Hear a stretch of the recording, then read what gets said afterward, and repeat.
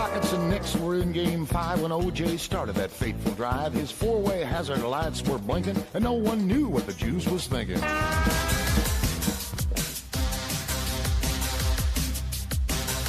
I've been to Reno, Chicago, Fargo, Minnesota, Buffalo, Toronto, Winslow, Sarasota, Wichita, Tulsa, Ottawa, Oklahoma, Tampa, Panama, Mattawa, La Paloma, Bangor, Baltimore, Salvador, Amarillo, Tocopilla, Barranquilla, and Padilla. I'm a killer. I've been everywhere, man. I've been everywhere, man.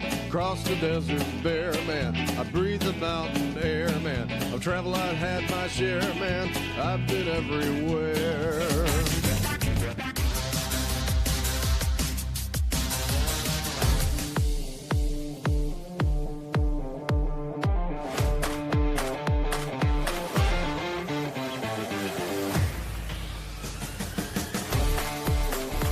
This is Oversight Live, your advocate for good governance. We're putting the site back in. Oversight.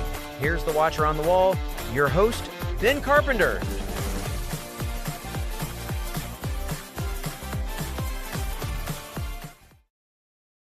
Good evening, everyone. Welcome to Oversight Live this Friday evening, the 22nd of April. It's a rainy day in Nikiski. Kind of dreary, not completely rain all the time, but just kind of dreary and drippy. But anyway, we're blessed to have the rain, and it's helping get rid of the snow. Welcome to Oversight Live. Oversight Live is your road to Juneau until a real one can be built. I spent 6 years down in the legislature, and I realized before and after, during that it's cost prohibitive for most Alaskans to go down and participate in the process. What we do get a lot of down there are lobbyists and special interests who've got deeper pockets and can come to Juneau and influence the process. But you have a hard time getting down there because you got a job, you got a family, you got lots of reasons why taking off and traveling is a hard thing to do. So what can we do? Well, we can bring the digits. We can bring the technology to you so you know what you need to know in order to provide good oversight of your government. This is an election year. It's really important this year that you pay attention. All right. But there's so much going on. So what do you pay attention about? Well, that's where I come in. There is too much going on in a given day to focus on everything. So I will do my best to prioritize what I think is important. I'm not going to get it right every time. And there's going to be things that you think are important that I don't bring forward. I am willing to, if you find something's important, you can share it with me and we'll do our best to bring it on and have a discussion about it. But what does it mean? It means the committee meetings and floor sessions, all of those things are all recorded and broadcast so we can discuss them afterwards. And when I say discuss, I mean discuss. I've got the microphone and I've got the camera here, but you've got the ability to chat in your window there in your social media apps. So whether you're listening to the broadcast on X, Facebook, or YouTube, you can chat your question to me and I'll do my best to answer the question. If you're listening to the recording and you have a question, you can email producer@oversightlive.com and I'll do my best to get back to you, or I will bring forward your question on air and answer it on another program. Again, the whole point here is to edify and educate the public on what is actually going on down in Juneau and make us all better citizens to provide oversight of our self-government. So thanks for joining us tonight. Good to see you all. I'm going to have to figure something out, Craig, because you jumped on and I saw your text message come up notifying me about House resources. And I hadn't clicked the go live button yet. I'm not exactly sure how that happened. So I'm going to have to teach myself something tonight as to why that occurred. Anyway, it's good to see you all tonight, and we're gonna get started here. I'm going to take this Friday opportunity to not talk about pipelines for a minute. We're gonna go back to House Finance. I told you we were gonna do this, and we're gonna talk about deferred maintenance because I think it's really important in context of budgets and oversight and priorities, right? I think it's really important. So we're gonna go back and listen to presentation by folks from the administration, Office of Management and Budget, and others that are going to kind of step us through the scope of the problem of deferred maintenance in our budgets. And I think we'll be wiser for that. We're going to try to have fun doing it too. All right, let's get started. Rick told everybody pipeline, huh? That's okay. Maybe we've got time to talk about pipeline stuff. Okay, let's get this going here. Yeah, I screwed that up, but that's okay. We can make it work. All right. From the Office of Management and Budget and the Department of Transportation and Public Facilities for an overview of the state of Alaska's deferred maintenance backlog and the processes, and then move to Senate Bill 41, mental health education. And we've been joined by Representative Allard. We have with us today the Office of Management and Budget Director Lacey Sanders, and with the Department of Transportation and Public Facilities Division of Facilities Services, Director Daniel Gibson, and Project Delivery Team Lead Christopher Hodgen. And we've been joined by Representative Stapp. Welcome. Director Sanders, Director Gibson, and Mr. Hodgen, if you guys could please come forward to the testifiers dais when you're ready. Put yourself on the record and begin with your presentation. For members' awareness, we have about 13 slides plus an appendix, so should have a little bit of time for questions should members desire. Good to drive.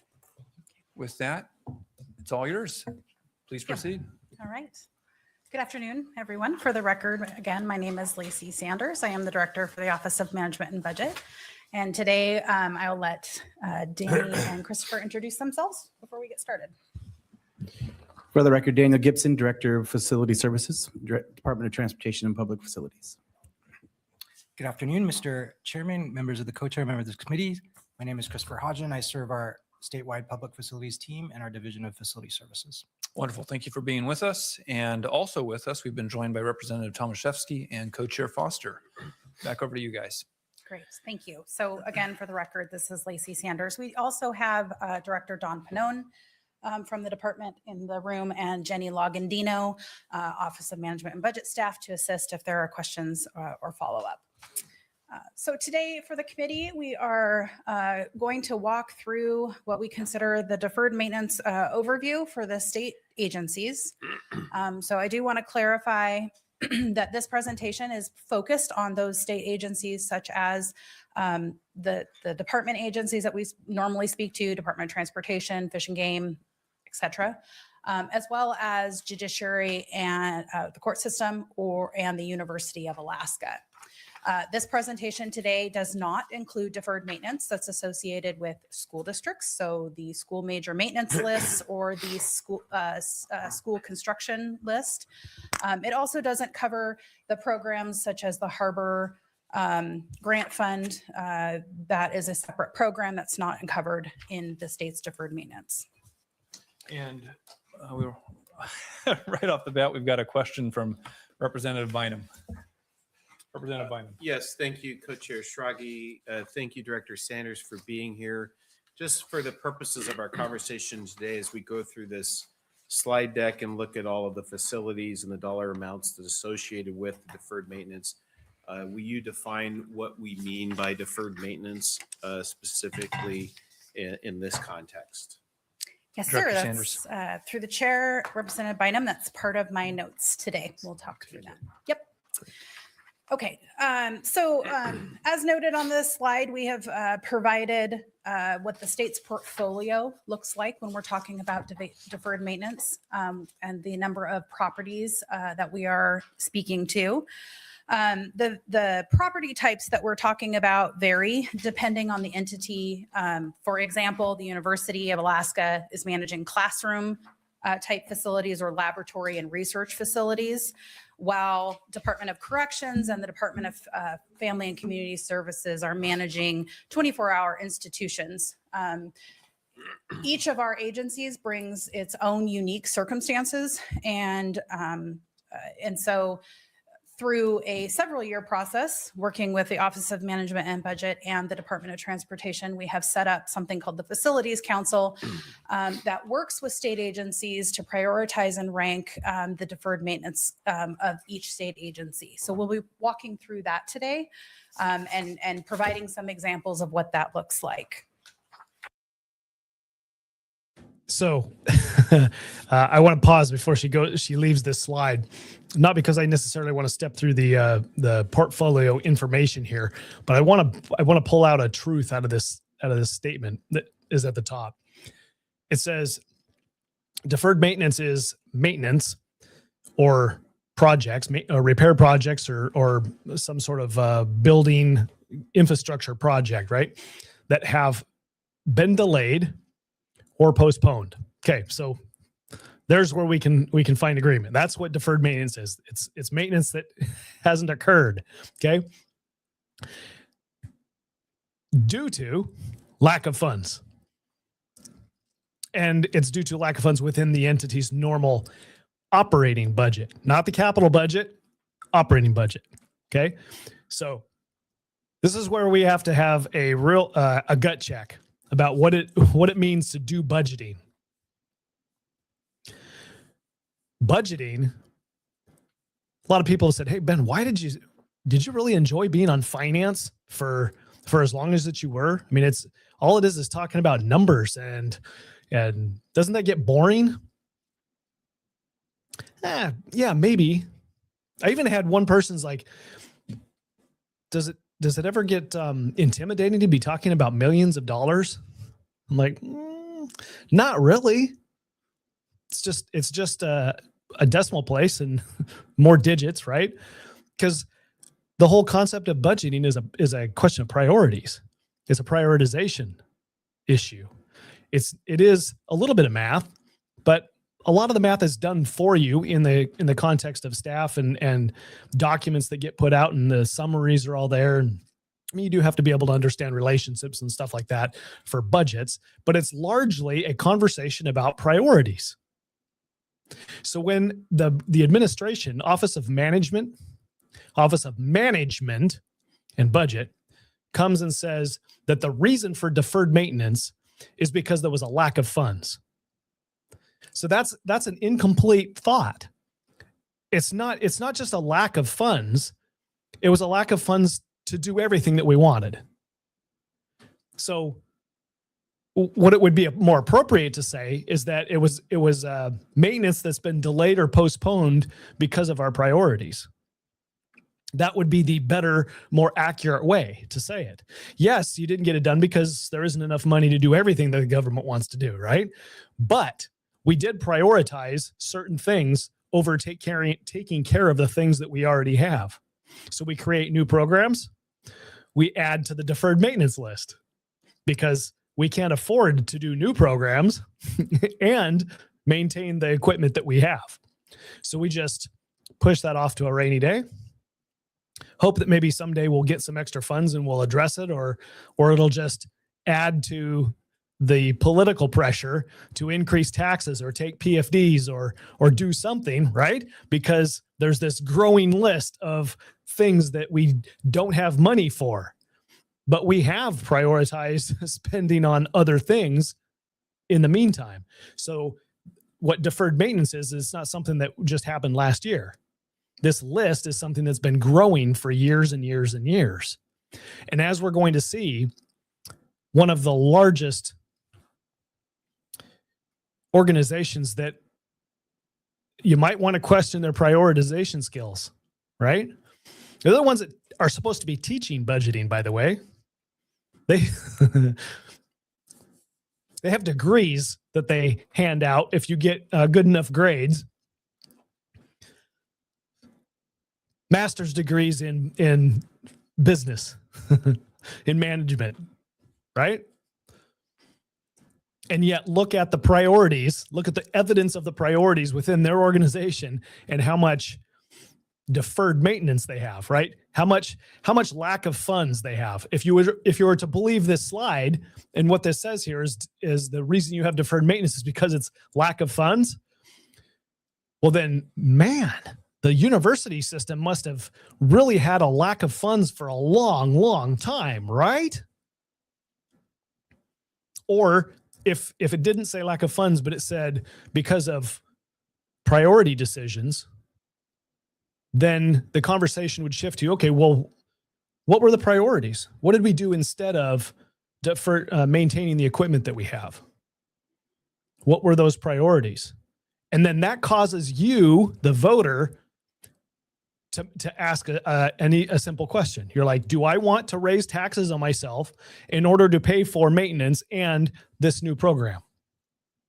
Because that's what we're doing. We're adding raises to people. We're adding programs. This is the operating budget, not the capital budget. We're not building things, although we are for this conversation. It's an operating budget question. So we're building things or maintaining things, and we're adding new employees and new programs to do things that the public is asking for. And that is competing with our ability to actually maintain things, maintain our buildings, as you'll see. Okay, so fallacy number one here, lack of funds. It's not about the lack of funds, but that's the result that happens. It is the priorities that we establish that causes us to not be able to have the money to maintain the equipment that we need to maintain. Okay, so if we're looking quickly here, just to recap the kind of the state of Alaska's, for 700,000 people, we've got 397 university buildings.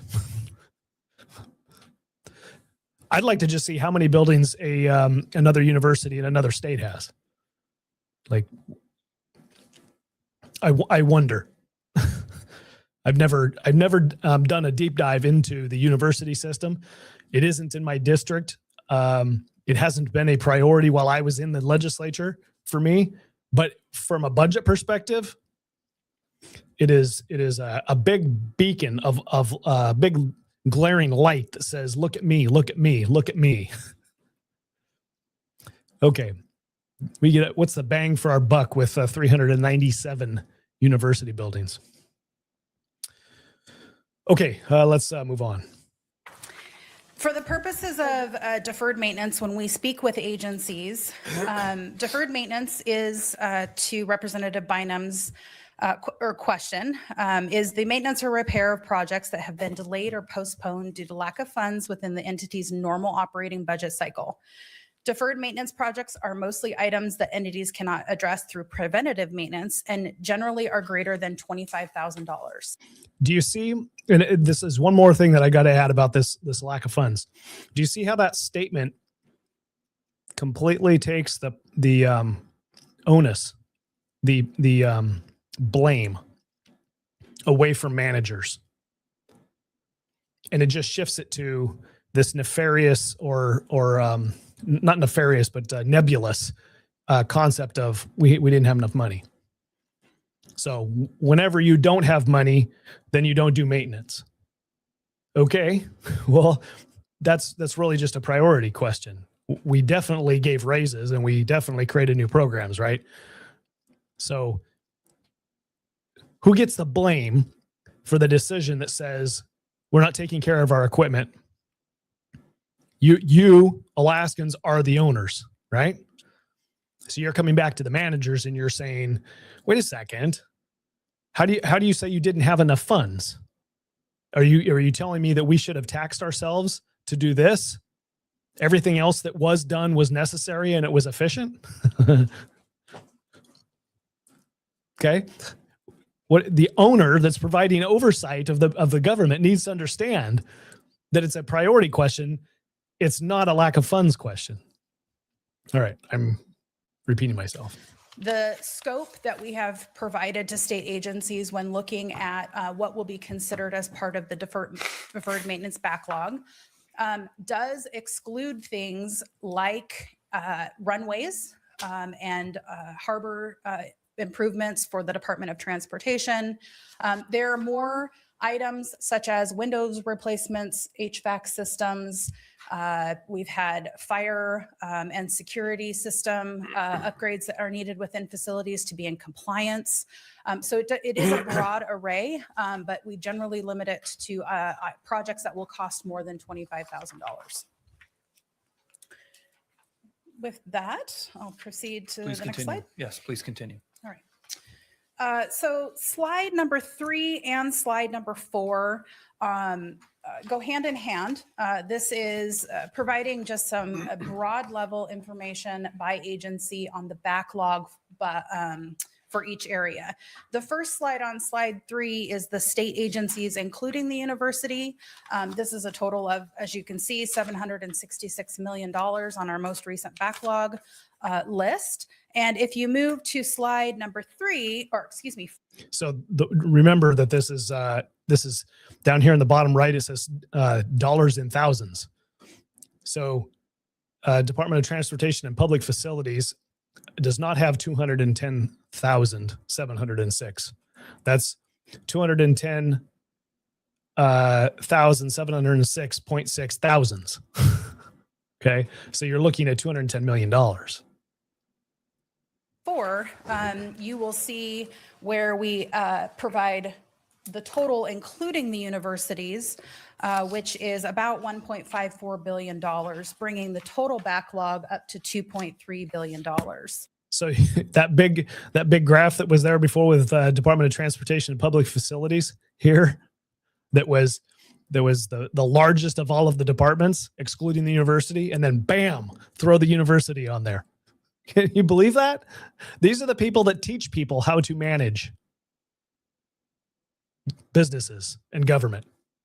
These are the teachers of good management principles. And they've got $1.5 billion, $1.5 billion of deferred maintenance. The university has a Board of Regents policy. It's P05.12.020D that deferred maintenance and renewal, or DM and renewal and replacement, means the deficiencies from cumulative effect of major repair, renewal, and replacement, and renovations of projects that have not been carried out. Special consideration should be given to the identification and completion of projects that will result in further deterioration of a facility if not completed. Deferred maintenance and renewal excludes new construction unless specifically authorized. I want to note this just in the sense that while we count the university as part of the state agency's backlog, the university has a very distinct process that they go through in calculating what their deferred maintenance backlog is, and what buildings and how those buildings are depreciated and accounted for new construction. I'm going to have to defer any questions today pertaining to the university back to the university. I'm not in any way an expert to be able to speak to their deferred maintenance backlog. And Representative Hannan has a question. Representative Hannan. And thank you, Co-Chair Schrage. Ms. Sanders, on the first or the second page, you say 17 state agencies, including courts and legislature and the university. But I don't see the legislature included. I got your message, Rick. You're saying lost sound. I am still hearing sound. Everything seems to be working fine. If you jump out and jump back in, see if it fixes your problem. In the backlog.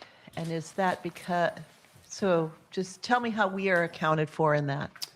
Through the chair, Representative Hannan, if I said the legislature, that was a slip. It only includes courts and the university. The legislature handles their deferred maintenance projects in their own. Yeah, it's process. included on your slide. So we'll have your in the. They provide us the information, so we just included it as part of the portfolio. Okay. Sorry about that. Okay. Just for the record, Ledge Finance building needs a new roof, so our budget plan, but we may not have enough money to do it. So, and you might remember it probably had the same roof when you worked there. Thank you, Representative Hannan. Representative Bynum. Thank you, Co-Chair Schrage, through the chair, Director Sanders. I know that you said that you guys aren't going to be prepared to talk about the university system today. Look forward to having that conversation in the future. but it would be, it is important to note that when we look at slide 2, that the university comprises of 20% of the buildings in our inventory. They comprise of 39% of the square footage. And when we go to slide 4, 67% of all the deferred maintenance. So when I look at that compared to the rest of our facilities, it demonstrates that the university has, in the terms of deferred maintenance, a real problem. And I know that when we went through the operating budget process, we talked a lot about how we define those things. So I think passing along to them that identifying how that we've gotten to this problem and what their solutions are going to be, other than just the UGF ask, is going to be an important part of trying to get this fixed. And again, I appreciate you pointing out that they will be available in the future to try to talk to us about it. Just the numbers are pretty staggering when we compare it to all of our other facilities. Through the chair, Representative Bynum, yes, the university's numbers are staggering. In the conversations that I've had with President Pitney, they have identified, and I'm sure the committee members have heard this number, a $60 million need on an annual basis, which is far beyond the scope of available funds that we have had to put towards deferred maintenance statewide. I know also that the university has had a lot of conversations about divesting facilities and no longer having those costs associated with them. But again, I'm happy to pass that message on to President Pitney and make them available to answer questions for the committee on their backlog. Thank you. Okay, and just for the record, really quick, I'm not sure that I ever acknowledged that Representative Allard joined us, as well as Representative Jimmy. Thank you for being here. Director Sanders, please continue. Great, thank you. So I'm going to move on along to slide 5 and speak just for a minute about a bit of historical context associated with the statewide deferred maintenance appropriations. So in 2020, the legislature passed a bill related to what we refer to as the capital income fund. That capital income fund has what we were revenue stream diverted to it by the legislature as a designated fund source from the Amaretta Hess settlement. That piece of legislation designated the money that flows from that Amaretta Hess settlement into the Alaska Capital Income Fund, which provides for deferred maintenance in the state, deferred maintenance needs. So each year, the legislature appropriates those funds into the Alaska Capital Income Fund, and for the last several years has appropriated that money to the Office of Management and Budget to allocate to state agencies. As I noted earlier. So just so that you're tracking on and trying to read these numbers, because sometimes it's confusing. This is 49,000 right here. Okay. 3.9 million. You can always look down here and it says dollars and thousands. So the way that you read it is 3,000 thousands, 3,953 thousands. So it's $3.9 million. The Office of Management and Budget and the Department of Transportation and Public Facilities worked closely with what we refer to as the Facilities Council to establish a process that every agency is using for consistency in ranking and evaluating the priority needs in the state. As we've noted on the previous slide, there is not enough funding to address all of the needs. And so we use this process that Director Gibson and Christopher Hodgins are going to speak to in a little bit to outline and prioritize and rank the projects that are brought forward to the Office of Management and Budget for the allocation of funding on an annual basis. The slide before the committee, number 5, outlines by agency over the last several years how much each agency has received for projects within their agency. I will note there are years that the university does get a portion of this deferred maintenance funding as well as the court system, but often the court system and the university also get direct appropriations through the capital budget to meet their needs. So it's a balancing process. We work very well with the university and the court system to understand what their facility deferred maintenance needs are and incorporate that into the process. I did want to make one additional note for fiscal year 2026.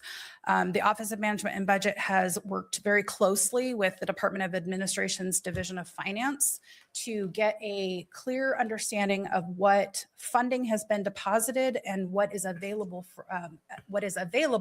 after the appropriations that have been made over the last many years. We ran into an issue where this funding had been entirely obligated and did not want to put ourselves in a position of over obligating. So we have held off this year on significant allocations of funding to departments and we're waiting for the August distribution of the Amaretta Hess money into that account. And then we'll start that process again for using the 2026 list. Okay. Rick asks the question, doesn't this amount to a slush fund? I don't think so. I think because there's a list of projects that the legislature takes a look at, and those projects have been submitted by the different agencies here, and then those projects get ranked or prioritized as to what the legislature is going to fund, how they compare to each of the other agencies in priority. I don't think this is a slush fund, as in it gets appropriated but then spent on something else. I think it goes towards the deferred maintenance. And another reason the legislature would be appropriating this money specifically for deferred maintenance. So if it is getting spent on something other than deferred maintenance, then we would have a different kind of problem. Which that's not to say that isn't happening. I don't know whether we're going to have any evidence in this meeting, and I certainly don't have any evidence myself that says that money's been appropriated for deferred maintenance, but it has never been spent on deferred maintenance. Again, the University of Alaska's $1.5 billion, and in fiscal year 20, they got $5 million. I mean, it's just scratching at the surface of what the university, Department of Public Transportation and Public Funds got just a little bit more, $5.5 million in fiscal year 20 for a need that is, I don't know, a tenth, maybe a quarter the size of what the university system. So the scale or the percentage of receipt of monies to demand or need for deferred maintenance is, vastly different between the two organizations. But anyway, no, I don't think that it's a slush fund in the traditional, traditional sense, like we know for a fact that appropriating money for state employee positions that have not been hired into for 10 years or years, and likely have no intention of hiring into those positions, that is 100% a slush fund.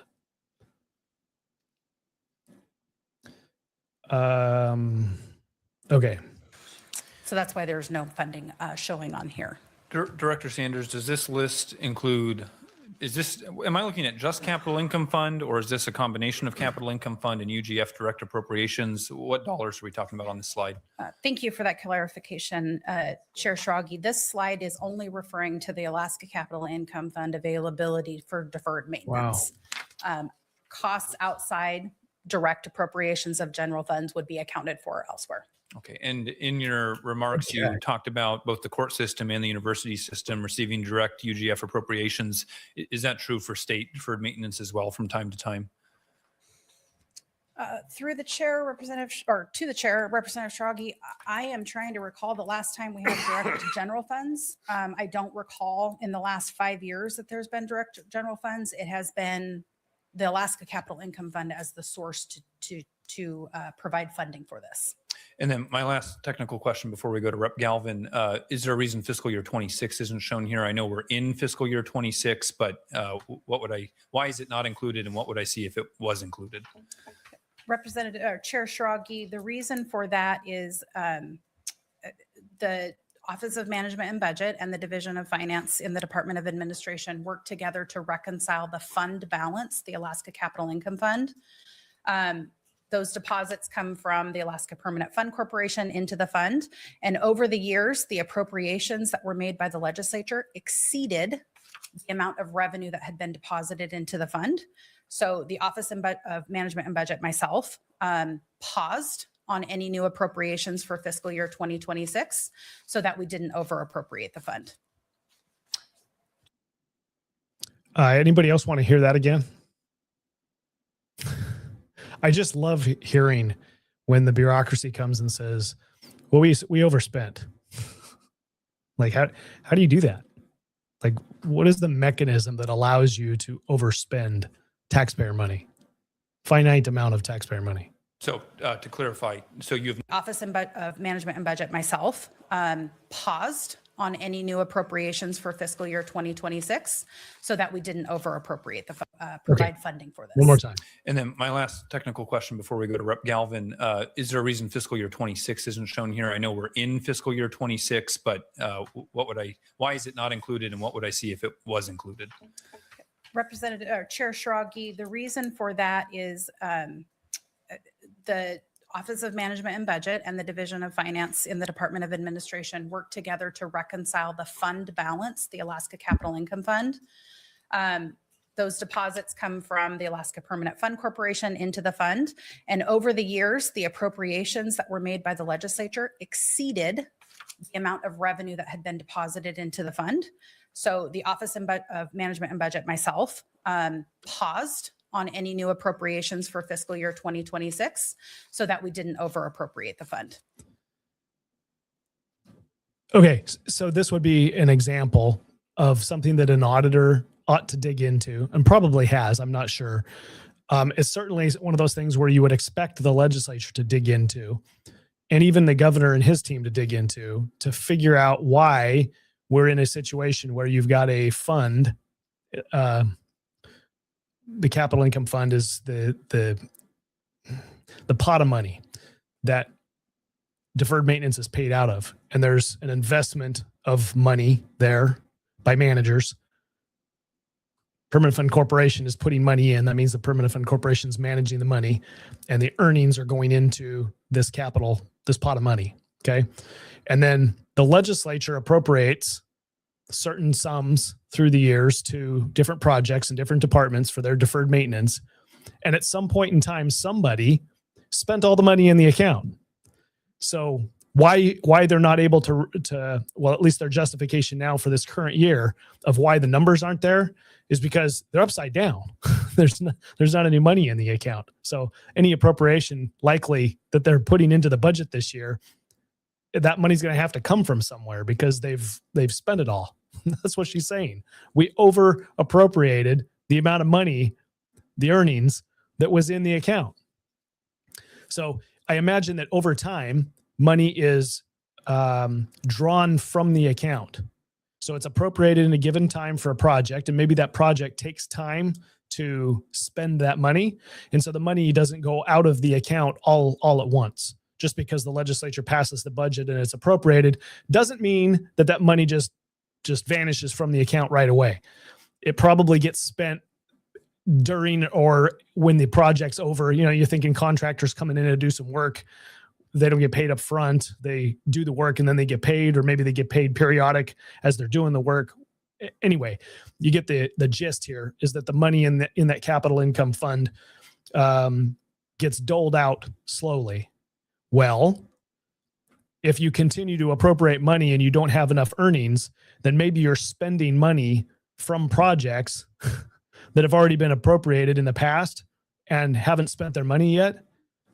I'm not sure exactly what the actual problem is here, whether all of the money in the account is gone or it's a simple accounting measure that says, no, there's money in the account, but it's all earmarked. It's all set for other projects. We just don't have enough earnings, new money into the account to spend this given year for our deferred maintenance needs for this next year, for the current budget cycle, right? So this is where you would have to dig in to start asking questions to understand.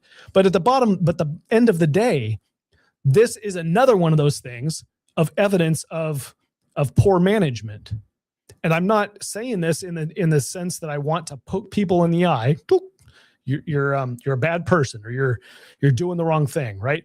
I'm just, every time you turn around when you're talking about appropriations and you're talking about policy within state government, you're running up against things like this that are indicating we're not doing what we should be doing. We're mismanaging. I'm not saying that in a criminal sense. I'm not saying that in a you've sinned in your life and you need to go to hell. That's not what I'm trying to say. I'm saying that you're operating at the max capacity that you can, and the system is broken and there's just no way around it. Okay. But the point is that if you are the legislature, or you are the commissioner, or you are the governor, you're the responsible entity to make sure that the system that we have is working and the people that we hire can work the system so that we don't have problems like this. But I'm here to tell you, I'll make my face big for just a second here. I'm here to tell you that the legislature does not have those questions.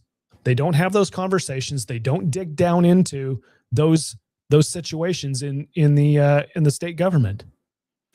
Maybe on a very rare case, but it is not business as usual. It is not the status quo. It's not what the legislature does down there for 5 months during session. They don't dig down in. So the only people that are going to improve and solve those problems is the administration. And it starts with the governor and his appointees in the commissioner's office. They're the political appointees, and they're the ones that set the direction and the tone and the culture and all of the things that are necessary to root out those problems. So who's actually fixing the problem that exists here with regard to this particular issue?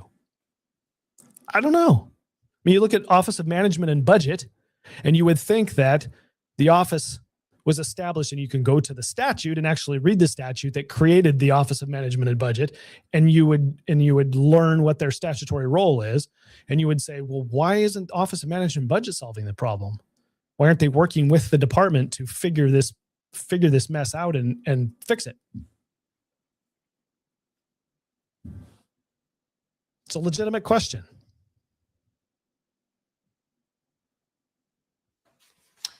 So to clarify, so you have not made appropriations out of the capital income fund for fiscal year 26?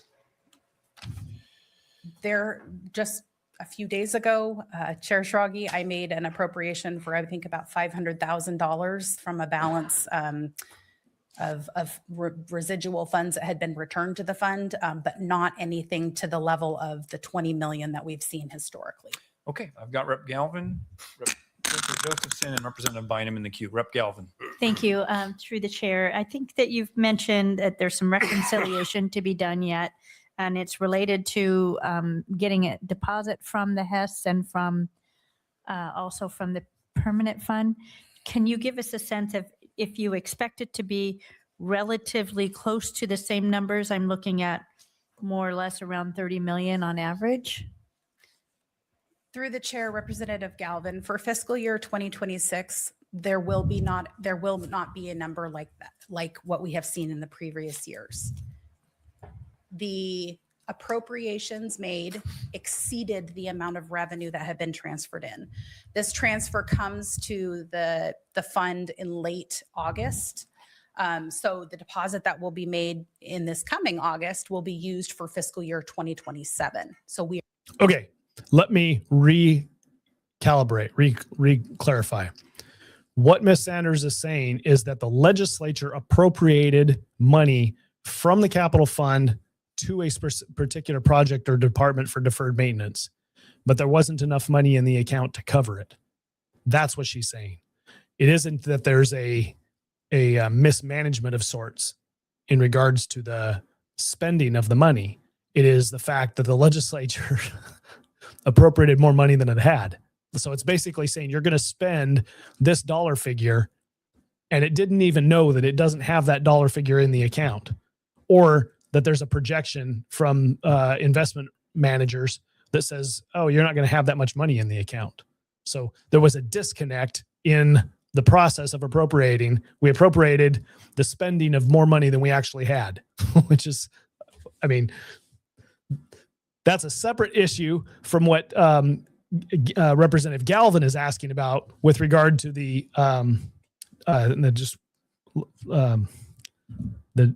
exact terminology just escaped me. Well, I'll come back to it anyway. But the concept is the executive branch, the departments spend more money than what they were authorized to spend.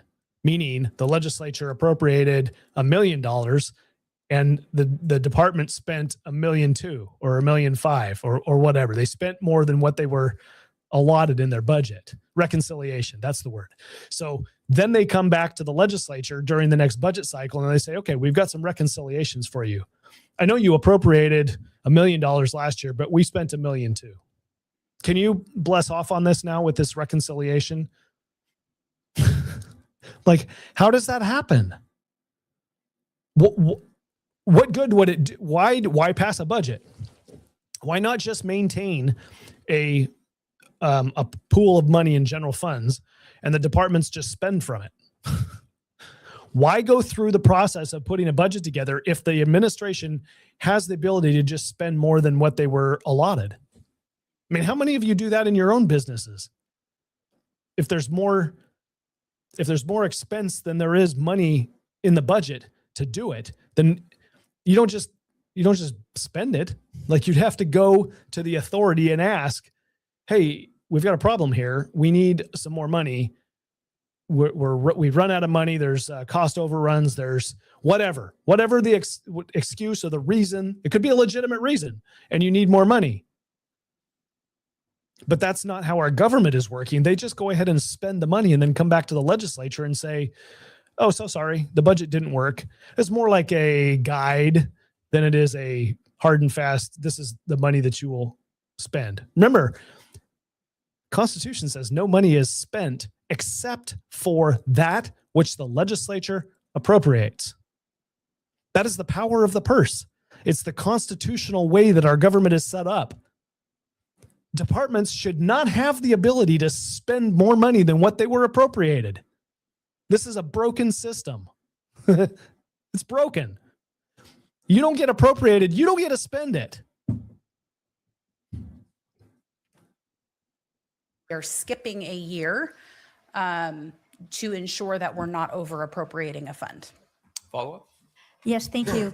I wondered if you could give us an accounting of that, of the last year or two, so that we can see and have a sense. It sounds like you're working on that right now, and I would appreciate seeing.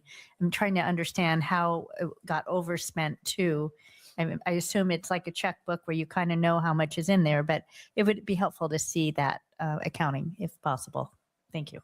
Through the chair or Representative Galvin, we can provide a summary of the deposits and then the outflows. Perfect. And I know you know this, Director Sanders, but route that through the co-chairs and we'll make sure that everyone on the committee receives that. Co-chair Josephson. Thank you, Co-chair Shruggy. Director Sanders, I'm still a little confused on this FY26 phenomenon. So in the final analysis in the waning days of the previous session, the legislature over appropriated the fund.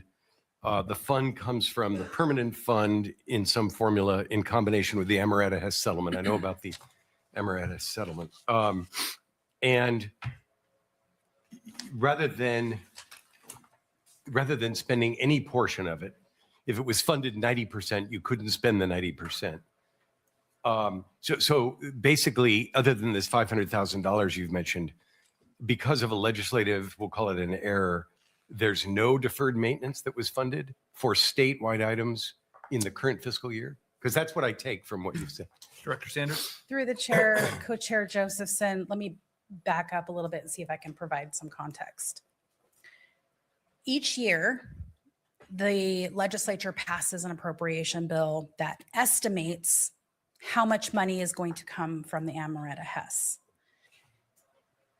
In prior years, that number was used to allocate to projects. But when the revenue was actually deposited into the fund, it may have been less than what was estimated into the bill.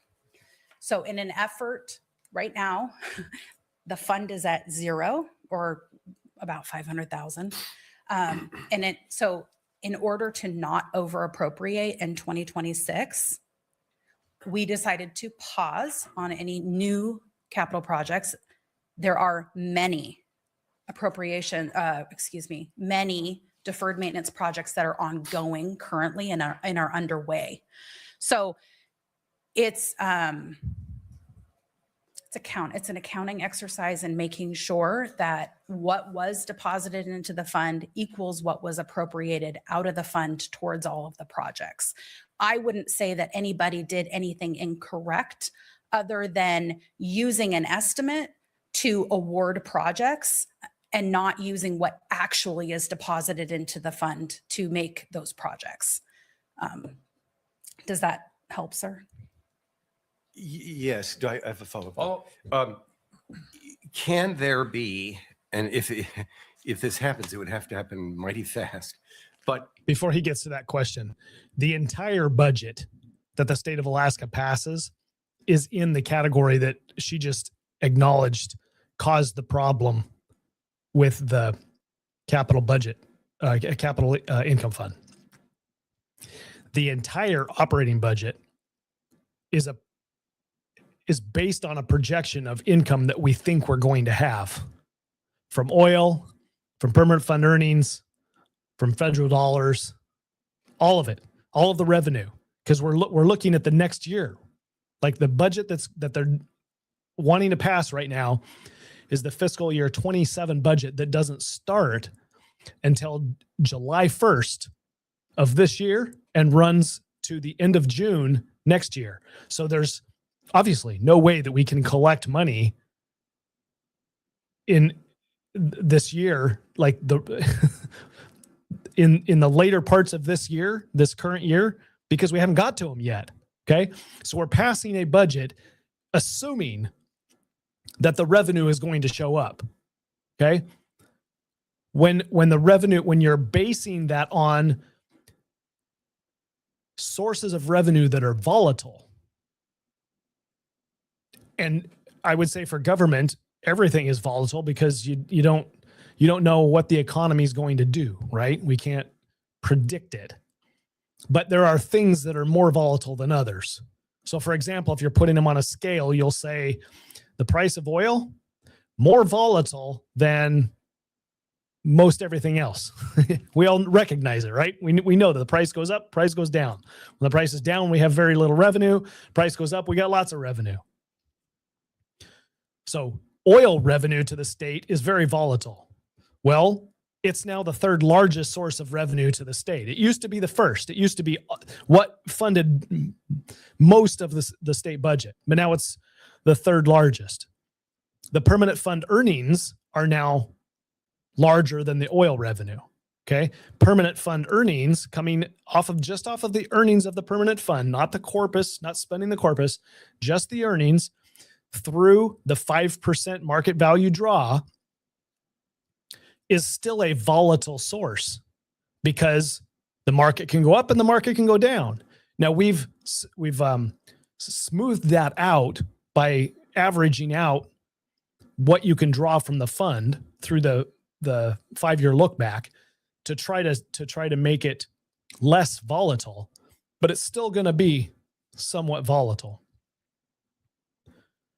If we had an income tax, I'm just showing you for examples here.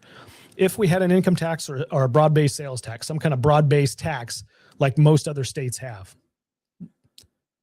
and we do for a corporate tax, we got a corporate income tax, okay, in the state of Alaska. You can see that too would be volatile if you had a downturn in the economy and the sectors of the economy that are paying into that tax, into the corporate income tax, okay? Largely, the corporate income tax is oil companies paying into it. So if you see a downturn in the economy, you see a reduction in corporate income tax. But the point that I'm trying to draw here is that if we had a statewide personal income tax or a statewide sales tax or statewide personal property tax, some kind of broad tax, then the volatility of that is tied to what happens in our local economy. If the local economy booms, Amazon comes in and there's lots of growth and lots of houses being built and there's lots of activity happening, then your revenue goes up.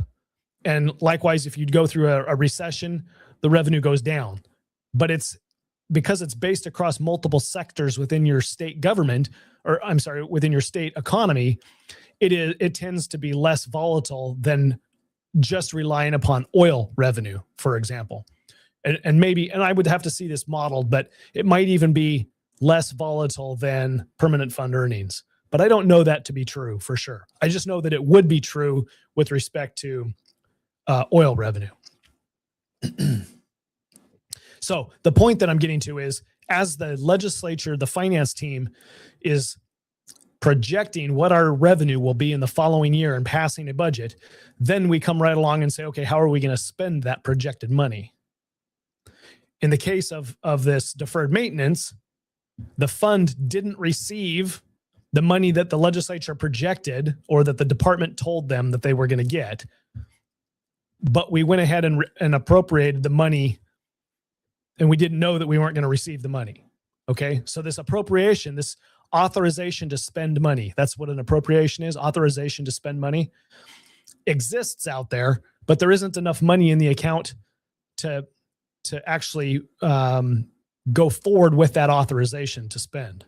And that's why Director Sanders is saying we put a pause on it because all of the projects that are already ongoing, that have contractors out there that are doing work, they're going to need to submit, requests for payment out of the fund. And we only got $500,000 left in it. So depending on how much work we've got going out there, we might be spending that $500,000 before we even get any in earnings from the permanent fund earning distribution, whenever that comes. I'm not sure whether that's a monthly, quarterly, annual thing. I don't know. Probably annual or semi-annual, but somewhat probably annual is what I would guess. Anyway, so the point is they've got this management problem that we put ourselves in because we're suffering from some volatile revenue probably. And maybe, I don't know, we could go back a slide and see what we appropriated, what we authorized to be spent in the last fiscal year to see whether that's a larger than normal number. Anyway, that's what they're going to have to figure out right now is not only do we have this huge mountain of deferred maintenance things that we think we need to fix, we don't have any money in the account to fix it. So now you might have to take money out of the general fund, which Director Sanders says we don't normally pay deferred maintenance out of a general fund. That just doesn't normally happen. It normally always comes from the capital income fund. What that means is now other projects like education spending or permanent fund dividend or corrections or all of your other department spending is going to compete with money that might have to come out of the general fund to fill the capital projects fund for deferred maintenance projects that are ongoing or any of the ones that were already appropriated for. So the finance committee is going to be very, they're going to need to know what is the solution here. Is the permanent fund corporation going to put revenue into the fund to cover what was appropriated? Or are we going to have to take money out of general funds, which means we don't have that money to spend in other programs, right? It's a priority issue. That's what it boils down to.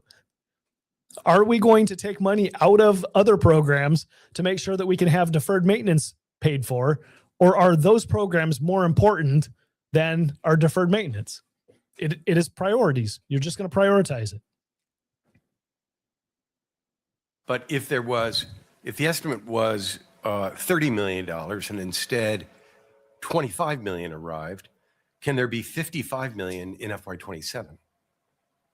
If the average is 30 million, say, I mean, I'm just wondering whether if you haven't spent resources that must have come to the capital income fund, is there an opportunity to spend more in FY27 because we did so little in FY26? Director Sanders? Through the chair, Representative Josen, that would require general funds or another funding source. The Amaretta Hess amount is a limited amount that comes on an annual basis. And the appropriations are effective on, the appropriations in a capital bill are effective on July 1st of a year. Mm-hmm. The deposit into the Amaretta Hess account doesn't happen until the following year in August. So nothing is available to spend until that deposit is made this coming August. So that is why no money has been utilized this year from a deposit that hasn't been made yet. Okay, thank you. Director Sanders, I'm going to jump the queue for just a brief moment before going to Rep Bynum. Can you remind me historically, does the legislature dictate out specific projects to be funded through the capital income fund, or does the legislature typically provide quite a bit of discretion to OMB on how to use that capital income fund to address state deferred maintenance needs? Chair Schrage, the legislature appropriates the amount from the Alaska Capital Income Fund. The administration uses the Facilities Council ranking to move forward with which projects are going to move forward on the list. And that was provided in that manner to provide flexibility. The prioritized ranking list is a point in time, and there are many state agencies that have emergencies that come up after the fact that aren't accounted for on the deferred maintenance list. So this gives us the flexibility to move to another project if the department has an emergency that comes up. But I want to be clear here. Who does Director Sanders work for? Does anybody know? So she's the director of Office of Management and Budget. She works for the governor. Chair Schrage is asking a question about what the legislature appropriates and has appropriated in past years with regard to deferred maintenance. And what is the norm? Do you know who the appropriate person is to ask a question like that? It's not the executive branch. Although they might know the answer, it's the staff of the legislature. The legislature ought to know, as in the chair of the finance department or the finance committee ought to know what they appropriated last year and whether are we appropriating to specific projects or are we just delegating this? He's literally like, this is two branches of government. She represents the executive branch. He's the legislative branch. And he's asking the executive branch, hey, can you do me a solid? Hey, what did we do last year? Is this, are we supposed to do each individual project, or are we giving you the discretion? Like, pause, time out. Staff, come over here. I've got some answers that I need questions. I have questions that I need answers right now. Or maybe have this conversation before you get into the meeting, right? This is something the legislature should already know. You don't ask the executive branch what we've done or what we're supposed to do. It's ridiculous.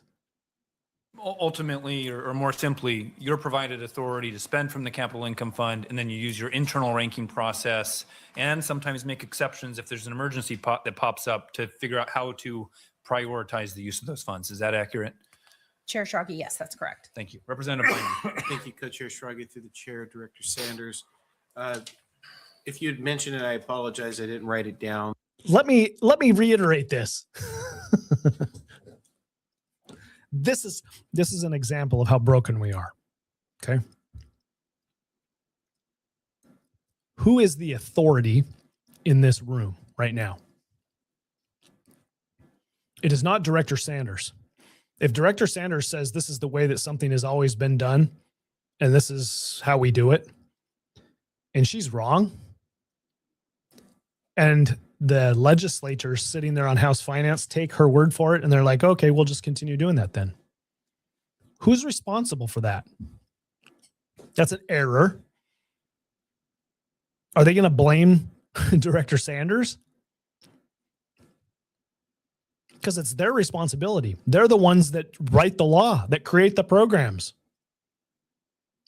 It's the legislature telling the executive branch how it's going to be, not the other way around. Office of Management Budget doesn't come into the committee and tell them how things are supposed to be. The legislature is supposed to know this is how dysfunctional we are in the legislature, where mismanagement and lack of oversight, I guess you could say, lack of oversight over what is actually being done. How can you oversee something if you don't know what's going on, what it's supposed to do? Well, you got to ask questions. So he's asking her questions. He ought to be asking staff. And I ought to be like, after this meeting, they're like, hey, look, guys, you got to prepare us. What the heck? How are we supposed to be paying? Are we funding particular projects, or are we just giving a blanket, a size check, and they figure out how to spend the money?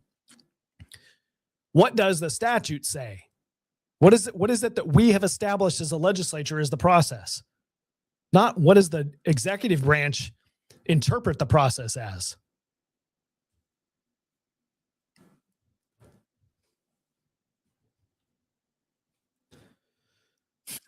The balance of the state, the Amaretta Hess Award.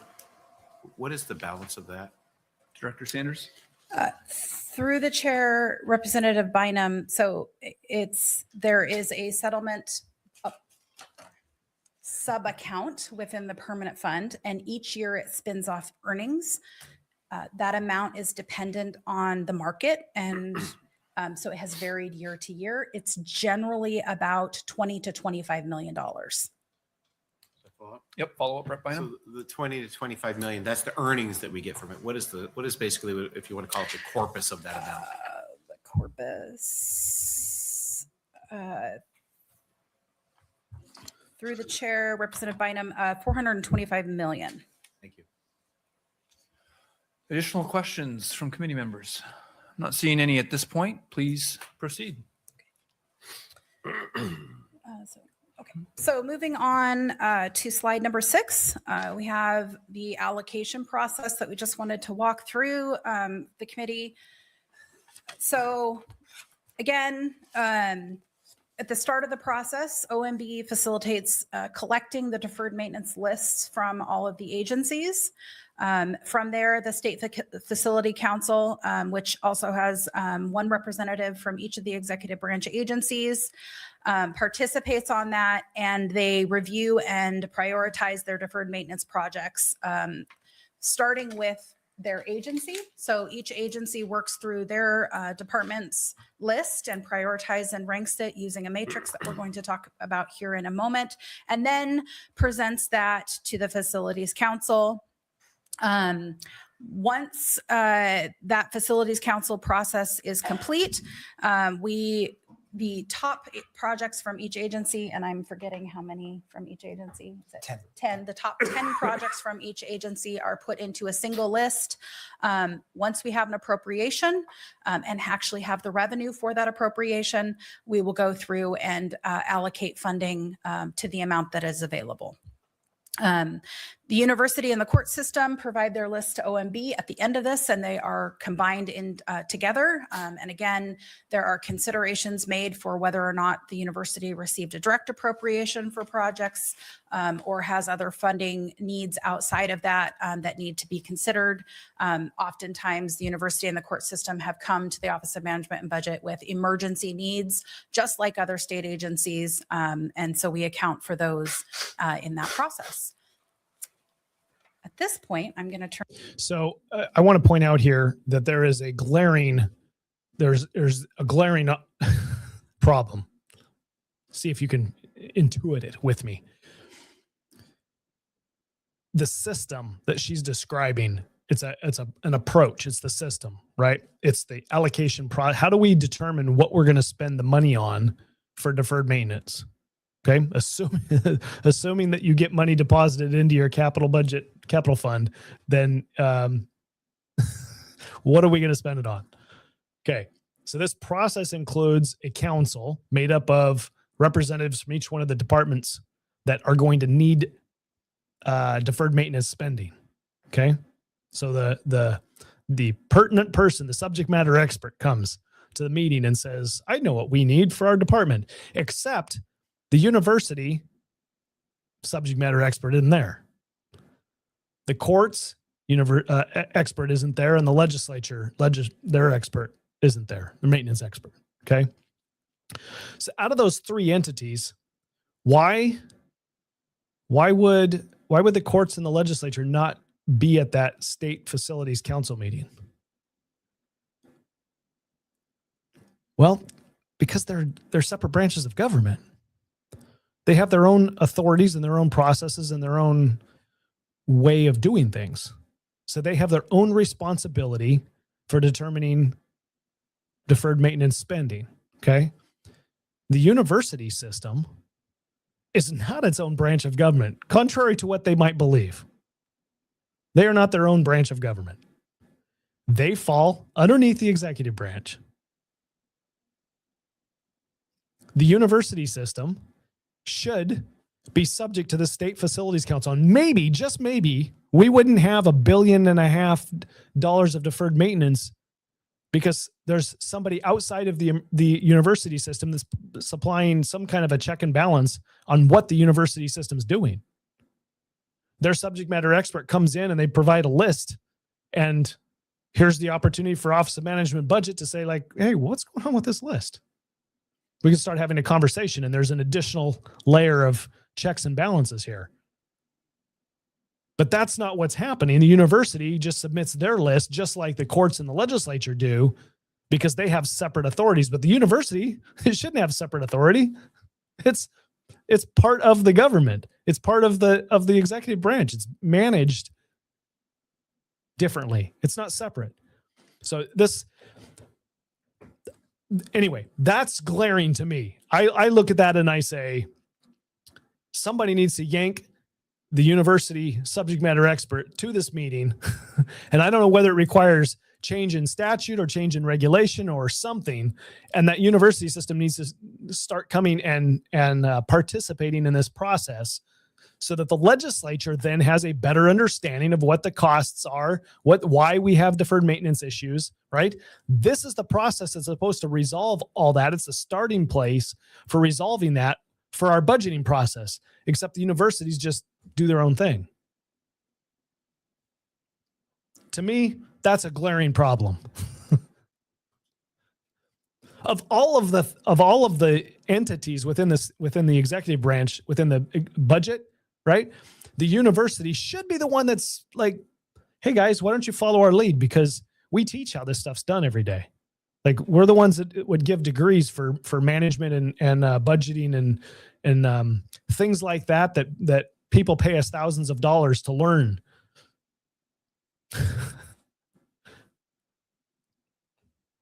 Except they're not setting the standard, right? Turn it over to the DOT folks, if that's okay. Thank you, Director Sanders. For the record, Christopher Hodgen, Department of Transportation and Public Facilities. So I hope to step us through concisely the rubric and the process of the prioritization of projects. So essentially, to create a rankable list, we create a project index value for each of the projects. It incorporates 3 different factors: a mission alignment index, a system factor, and a need, so that they can be multiplied together and create that rankable list for us. So stepping through the next slide, the mission alignment index essentially identifies the relative importance of a facility for that particular department. So the most important facilities identify with that department's reason to exist. So amongst different departments, you might have various facilities. So some departments have dozens or hundreds of facilities, but amongst that, it is discerning which ones are most important for them. So you take into account certain things to think about when you think about high mission alignment index facilities. So they can be how capable that facility is to deliver services, how utilized it is, proximity of the building, available of other facility options for that building. So again, this is determined by the agency. It is periodically revisited, and the most important facilities in a department align with that department's reason for existing. So I'm going to pause you for just a moment. Rep. Tomaszewski. Thank you, Co-Chair Schrage. Do you take into consideration the energy needs of a particular building when developing this list? Or the energy consumption, I should say. Mr. Hodgen? Through the chair, thank you for the question, Representative Tomaszewski. The energy needs is not explicitly identified in the mission alignment index, but it is implicit in a department's evaluation of a particular facility. So when a department thinks about how capable is that particular facility able to meet its mission, it has to take into consideration its its energy consumption, its energy needs, like how well is that building performing? Thank you. Thank you. And Mr. Hodgin, when you're looking to the departments to provide you some of this mission alignment, these values, is it an engineer? Is it the director? Who within these departments are providing you that data, out of curiosity? Thank you, Co-Chair Shragi. We ask the Facilities Council representatives, who are representatives from each executive branch agency and have knowledge of facilities, to help develop that particular mission alignment index with their departments. And so what we observe and what we see and what we ask the departments to do is often they might come back and say, all of these particular facilities are super important and they have high scores. So we ask them, can you please take a look again and revisit? Because even if there are multiple facilities, please try to discern which ones are most important for the particular department. So it is, we ask those facility council members to do that for us. Thank you, Mr. Hodgin. Please continue. Yeah. So this scale just gives us a scale like example of the different mission alignment indexes that are possible. Of course, when we're actually doing the evaluations, it is typically the most important buildings that we do the evaluation exercise. But if we take our Department of Transportation and Public Facilities, for example, we might have an office building and we might have a snow removal building, and the snow removal building is the one that most identifies with our Department of Transportation and Public Facilities reason for existing, and the office building may not be as high as far as emission alignment index. So just gives you an example of the thought process that goes into that. The next two factors that are considered are the facility system factors and the need or urgency factor. And the facility systems factors is just that, taking into consideration the different systems of the building, from building envelope, from grounds to mechanical and electrical, to shell, to windows, to life, health, safety, and structure, going from that range of a low system factor to a high system factor. Like when we take a look at the system factors, these systems may have, some systems have a bigger impact on the operations of the entire facility. So those are some of the considerations that are taken into account. And then any of these systems may turn into a life, health, safety consideration. And when that happens, then that escalates and becomes higher on the system factor. The need scale is just that. So the 5 being a critical need, which needs immediate replacement. A 4 is something that's identified as important but not yet critical. And 3 is something that is necessary. So in general, the Facilities Council worked through a multi-month like process, about 4 months in calendar year 2025, and they evaluated approximately like 80 projects, and about 80 million was the approximate value of those projects. So this is just the excerpt from the example that was crafted. Representative Gallo. Thank you, Co-Chair Shragi, through the chair. I think this is probably the best place to place this question, and it's related to whether OMB has done any cost projections on how much in cost the deferred maintenance backlog of each department will grow if these items are not addressed. For example, if deeds deferred maintenance backlog, it grew by 36.9%, or just under 10 million in costs. What can we expect for next year if these costs are not addressed? I assume that was part of some of your thinking when you decide whether it's critical or not, but maybe not. And I just thought I'd ask that. Is that a question for Director Sanders? Well, whomever has the expertise, I think the person who designed this heuristic may be the one who would appreciate what I'm talking about. No, they don't. It's actually a really good question. If things become life, health, safety issues, that raises the priority up, and you know that that's going to get addressed. It's going to be top of the list of things that need to get appropriated money for, right? What I didn't hear, and I'm going to go out on a limb here, and answer the question for her, and then we'll listen to what he has to say.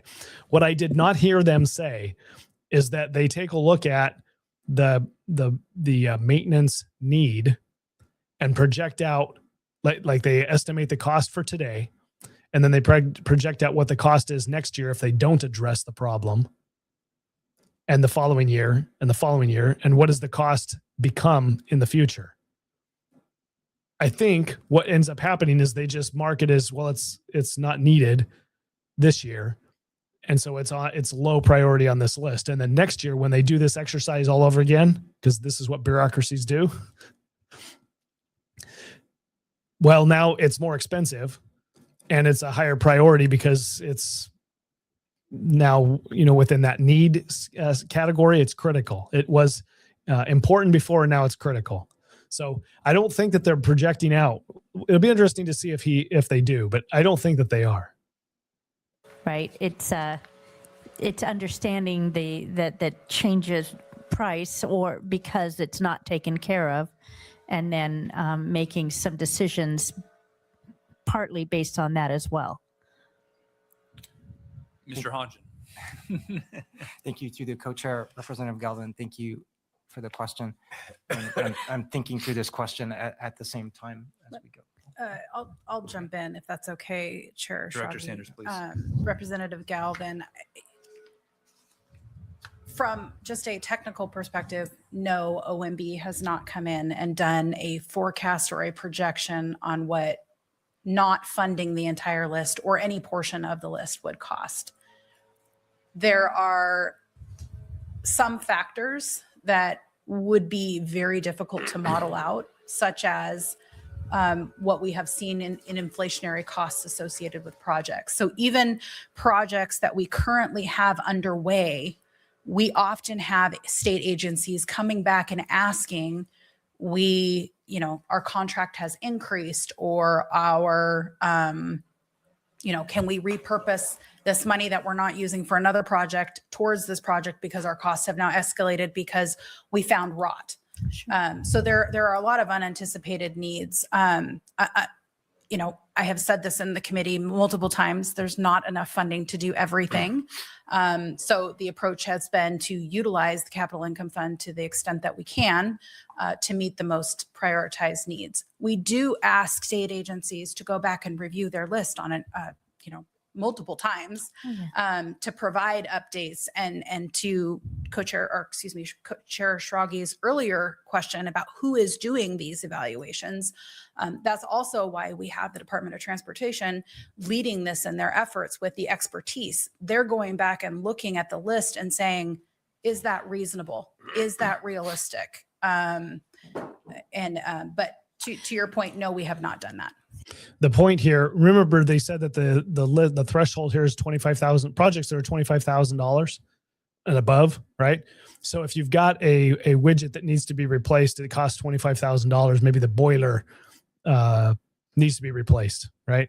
Like the actual mechanism of the boiler, not the entire boiler system.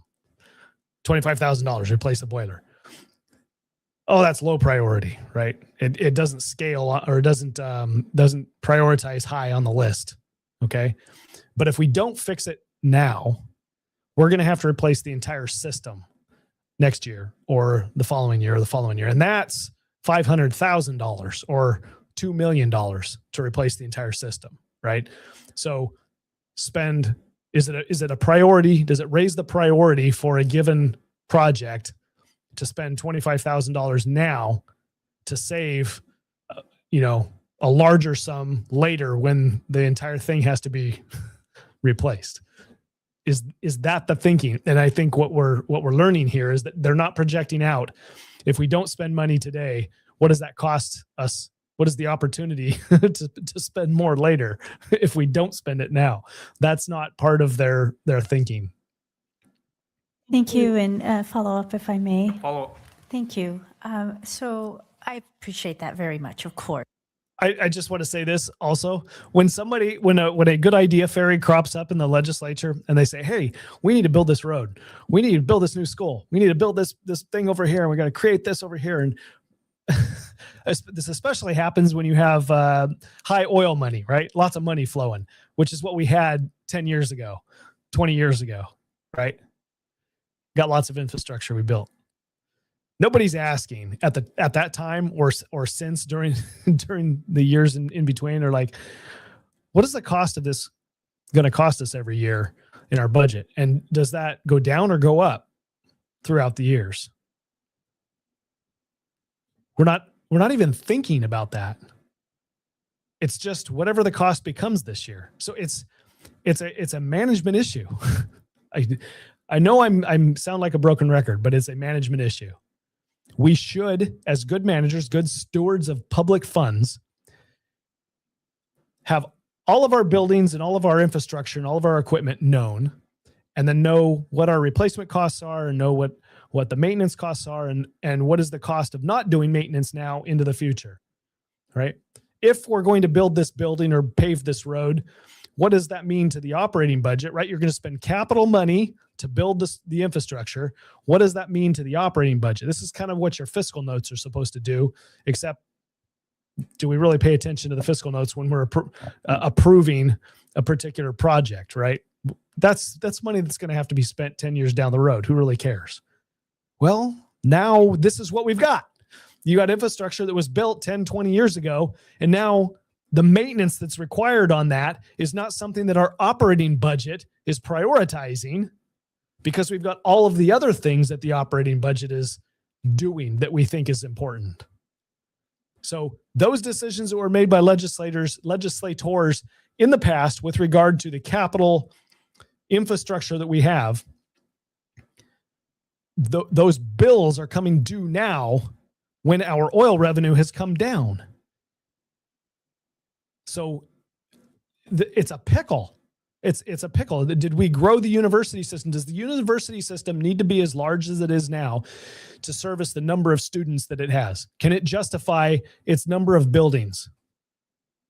For example, I mean, we know the same question needs to be asked of our school systems, our K-12 school systems. And we know that the answer in many cases is no. We do not have we do not have the numbers of students to justify keeping some of these schools open. Okay. You go from a larger economy and a larger funding source of oil and build a bunch of projects. And now we have to deal with the byproduct of that, or the results of that, with infrastructure that needs more and more money over time because it's getting older to maintain. They're not even projecting that. What does this cost over time? Not even projecting. Maybe we just need to tear the building down. Remove that asset from our books, because over time it's just going to keep adding costs to our operating budget. Maybe that's what we need to do. Spend some money now and figure out how to do something different. Maybe you need to build a new building to save that money. Maybe it's less costly to build the building than it will be to maintain going. That's the projection. How would you know that unless you were projecting the costs out into the future? I don't know. Maybe I'm oversimplifying things, because this is definitely an oversimplified conversation with House Finance regarding deferred maintenance. But that's the level of, that's what we, the people, would expect of our government in managing public funds. And I think the evidence here is that it's a little bit short of what we would expect.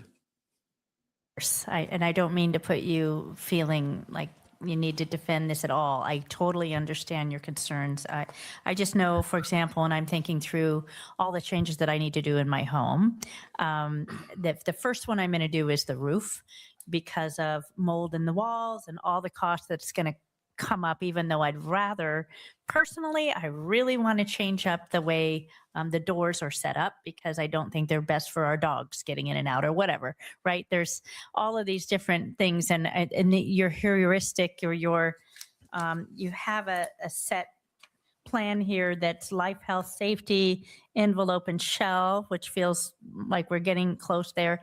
But that, to me, seems an important consideration, as we know we don't have enough money to do everything. And we know. And what she's getting at is there are schools that need roofs. And so we need to appropriate money. We need to elevate the school roof money in this process. Okay. I'll just save you all the time. That we're seeing, and that was one of my questions, how much of contracting costs and building materials gone up as a result of either tariffs or labor costs, other things, because that's also important. So, thinking about whether or not something is going to continue to get worse and making decisions accordingly is also seems relevant when it comes to the prioritization. But I do appreciate hearing that maybe that hasn't yet slipped into the consideration. Just something to be mindful of in the future. Thank you.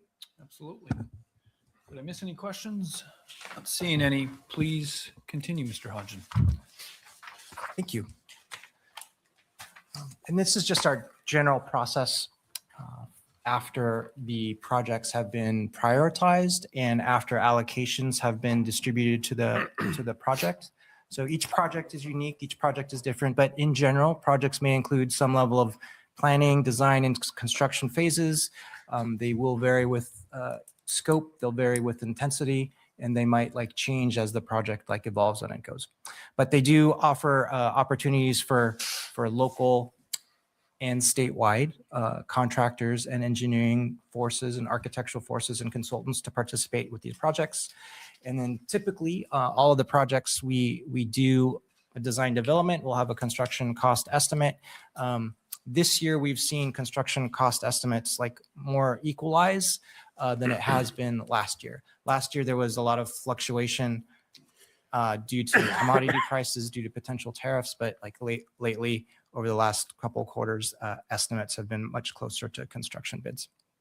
But as the projects go on and as they develop and as they complete, then any challenges or successes that the projects have, we share that back with the Facilities Council.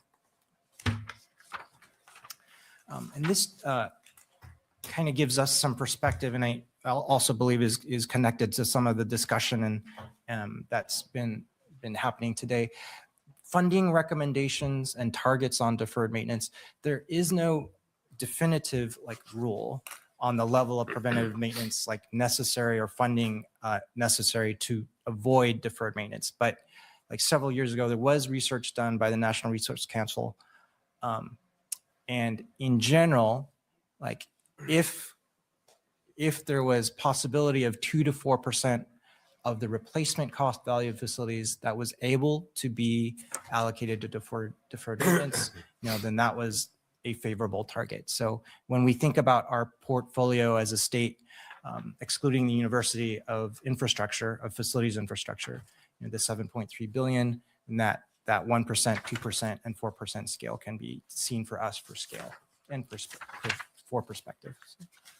Representative Bynum. Thank you, Co-Chair Schrage, through the chair, Mr. Hodgins, our director, correct? Let me get that right. I don't want to get it wrong. No, not director. Project delivery team. I'm sorry about that.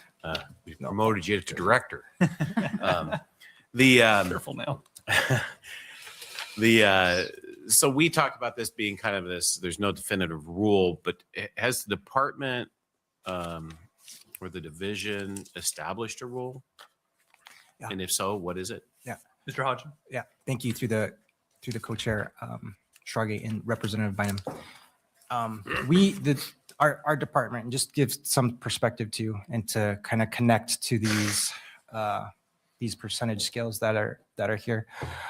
We did do a facilities condition assessment on several of our facilities, and through that study, that study also said that a 2% contribution towards deferred maintenance, 2% of the current replacement value, was a good target to maintain the condition of facilities as are. So to maintain facilities in a good or fair condition. So the study that we did internally kind of showed that and kind of reinforced that same value for us.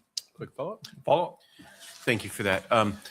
We talked a little bit earlier in some of the slides about scoring metrics and mechanisms being used. As we've said through many of these presentations we've received from different agencies, departments of education, they come to us, and then we will see them come to us with pictures of deferred maintenance of items that I would categorize as just neglect.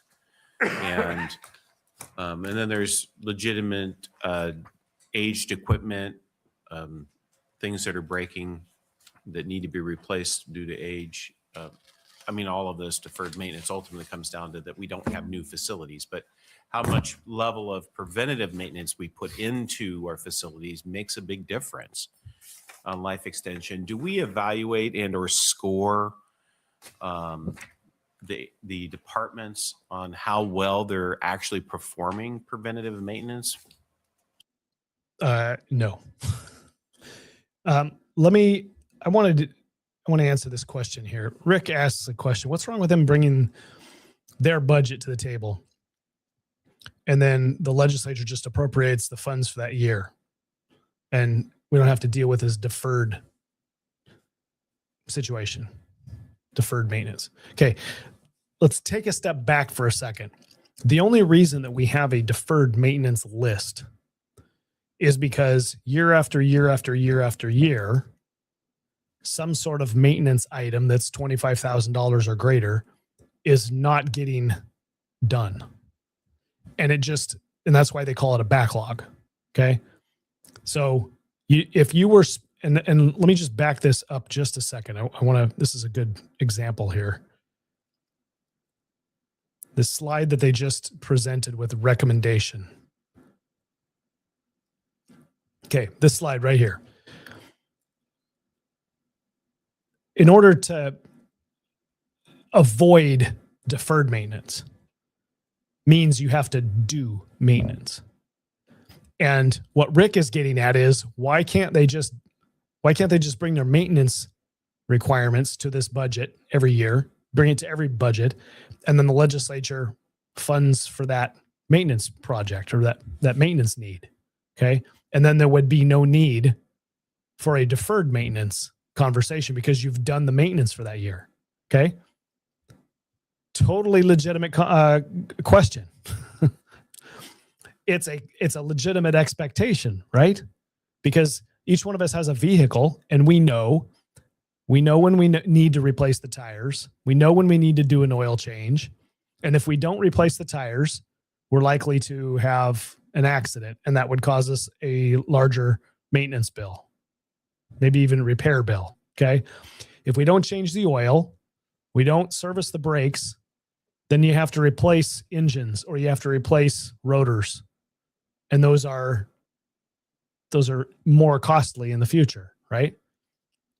So by not doing the maintenance, you're adding to the list of deferred maintenance things that you're going to have to do in future budgets.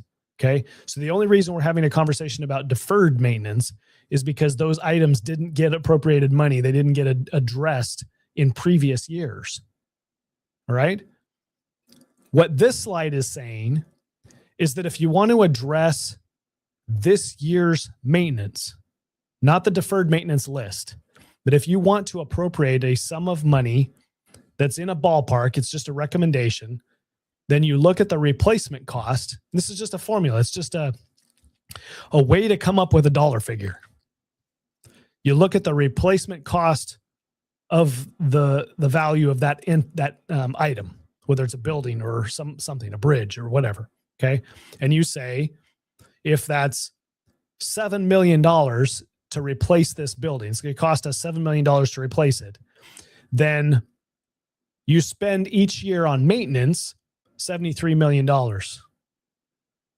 Sorry, that's $7.3 billion because now you're going to spend 1% maintenance on that $7 billion of $73 million in 1 year. Okay. And maybe this fiscal 25 number that they're using on the slide is total. Maybe that's total value of all buildings and infrastructure that they have. Okay.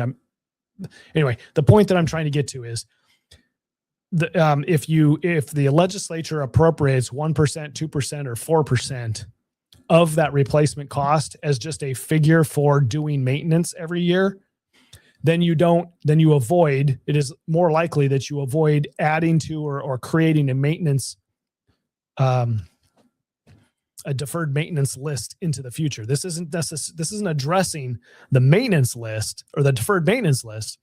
That's above and beyond current maintenance requirements. Okay. So we're literally having a conversation that says we're going to use money in other projects for other priorities instead of doing the maintenance we know we need to do.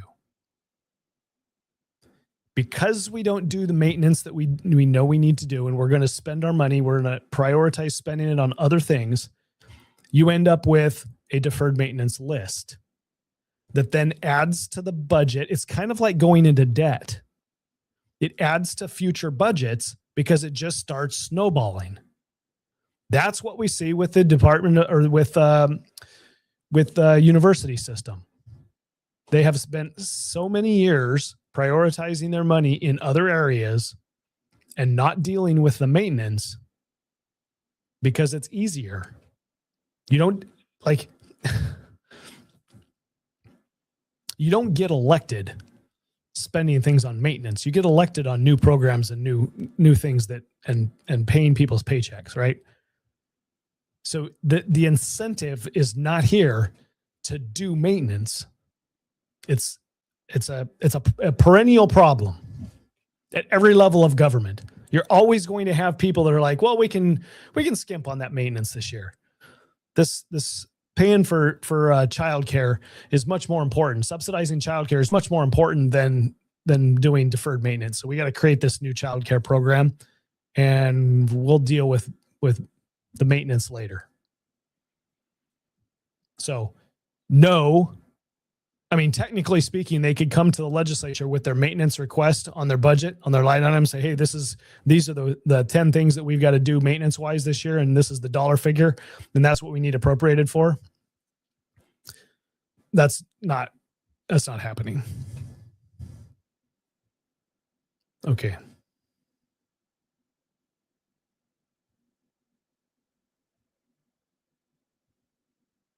Please. Mr. Gibson? Oh. Or is this a question for Director Hodgen? Director Hodgen or? Oh, now I'm getting things mixed up.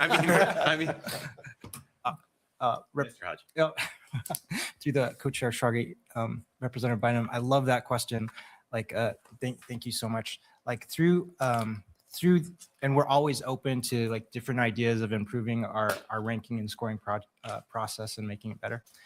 With the current scoring process, when departments present us the projects, there is a lot of vetting on does that project actually fall into the deferred maintenance realm, and is what is being requested by the department, is it really a needed like project to maintain functionality of the particular facility? We do see like a lot of examples where the level of maintenance amongst various departments there's quite a vast range of maintenance capabilities and maintenance that is done like on those facilities. So we do see example projects where we go, well, this hasn't really risen to the level of critical that we have maybe seen with another department where we go, okay, this is actually like a critical need. And so with the facilities council, like that is something that gets vetted like through these meetings and gets vetted through the scoring process. But I love the idea of like having some sort of way to incorporate like how well the maintenance or preventative maintenance has been done like on a facility in the past. Thank you. Thank you. Okay, thank you, Mr. Hodgen.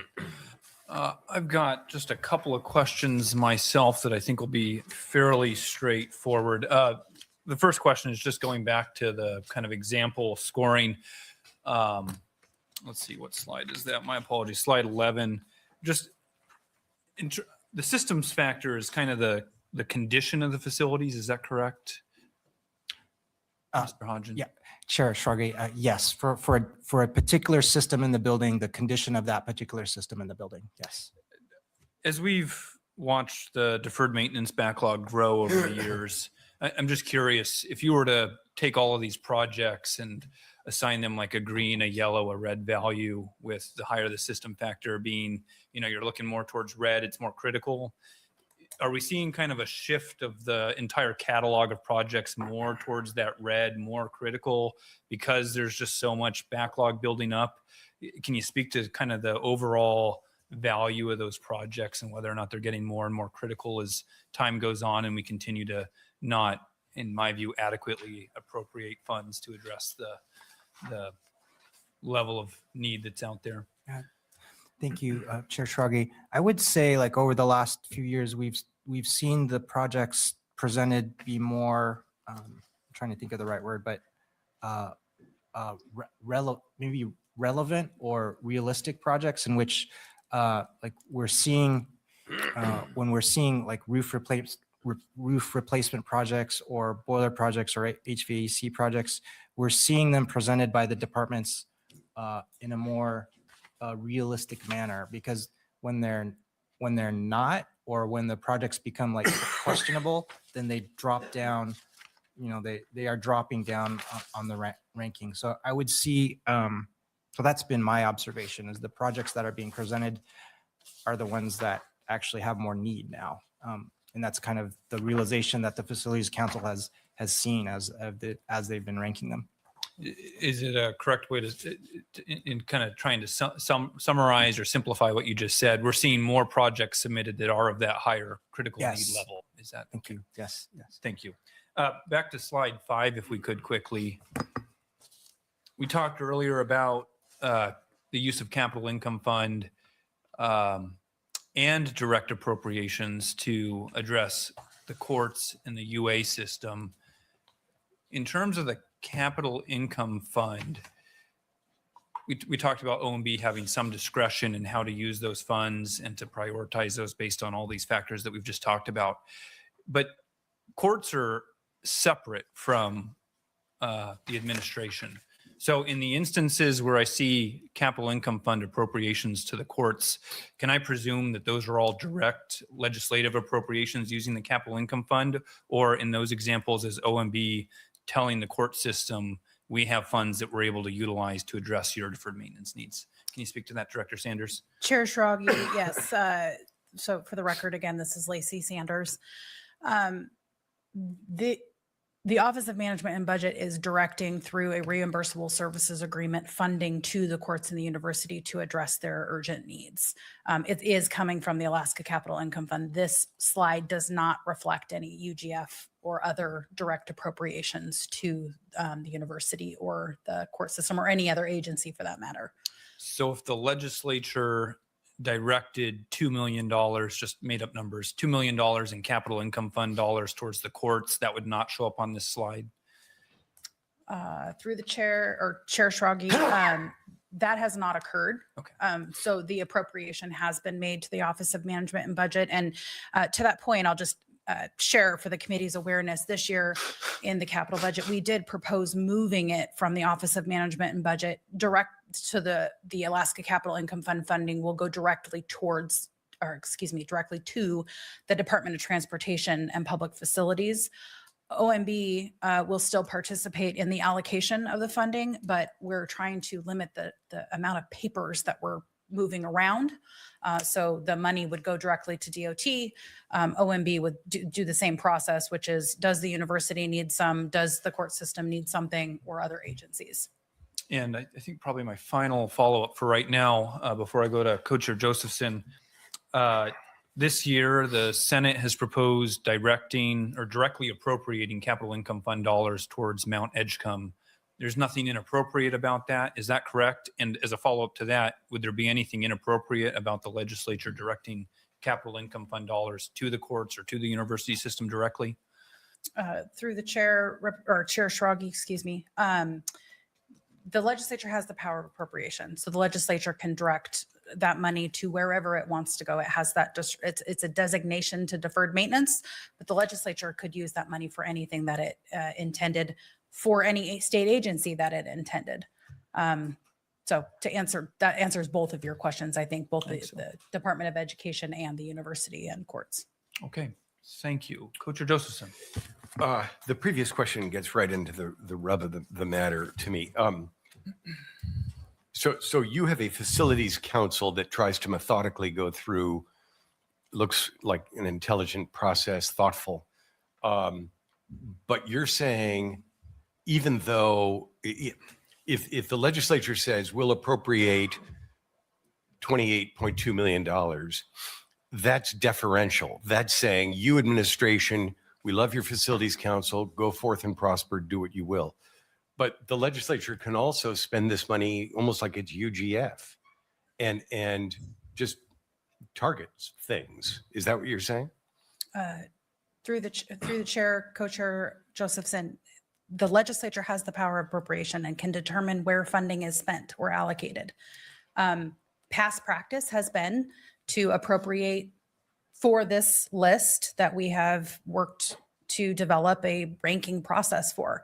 But as the Senate's version of the capital budget does, it directs a portion of the Alaska Capital Income Fund to Mount Edgecombe High School projects specifically. That's the legislature's prerogative to decide where that money goes and how it's appropriated. Follow up? That sounds pretty interruptive of your approach. I mean, if you have a system failure at a building, how would you, short of a supplemental or something, how would you fix that if we've spent your capital income fund dollars? Sanders?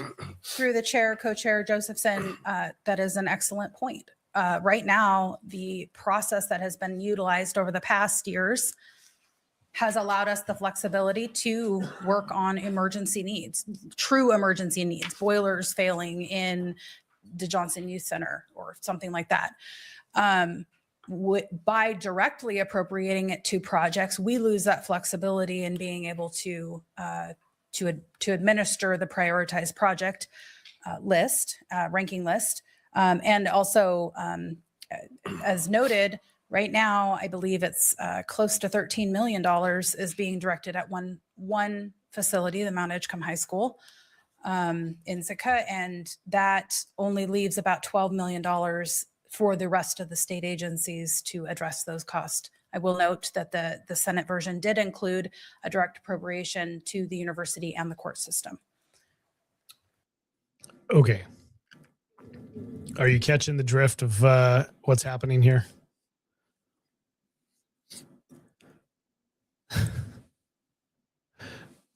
What do you think about that?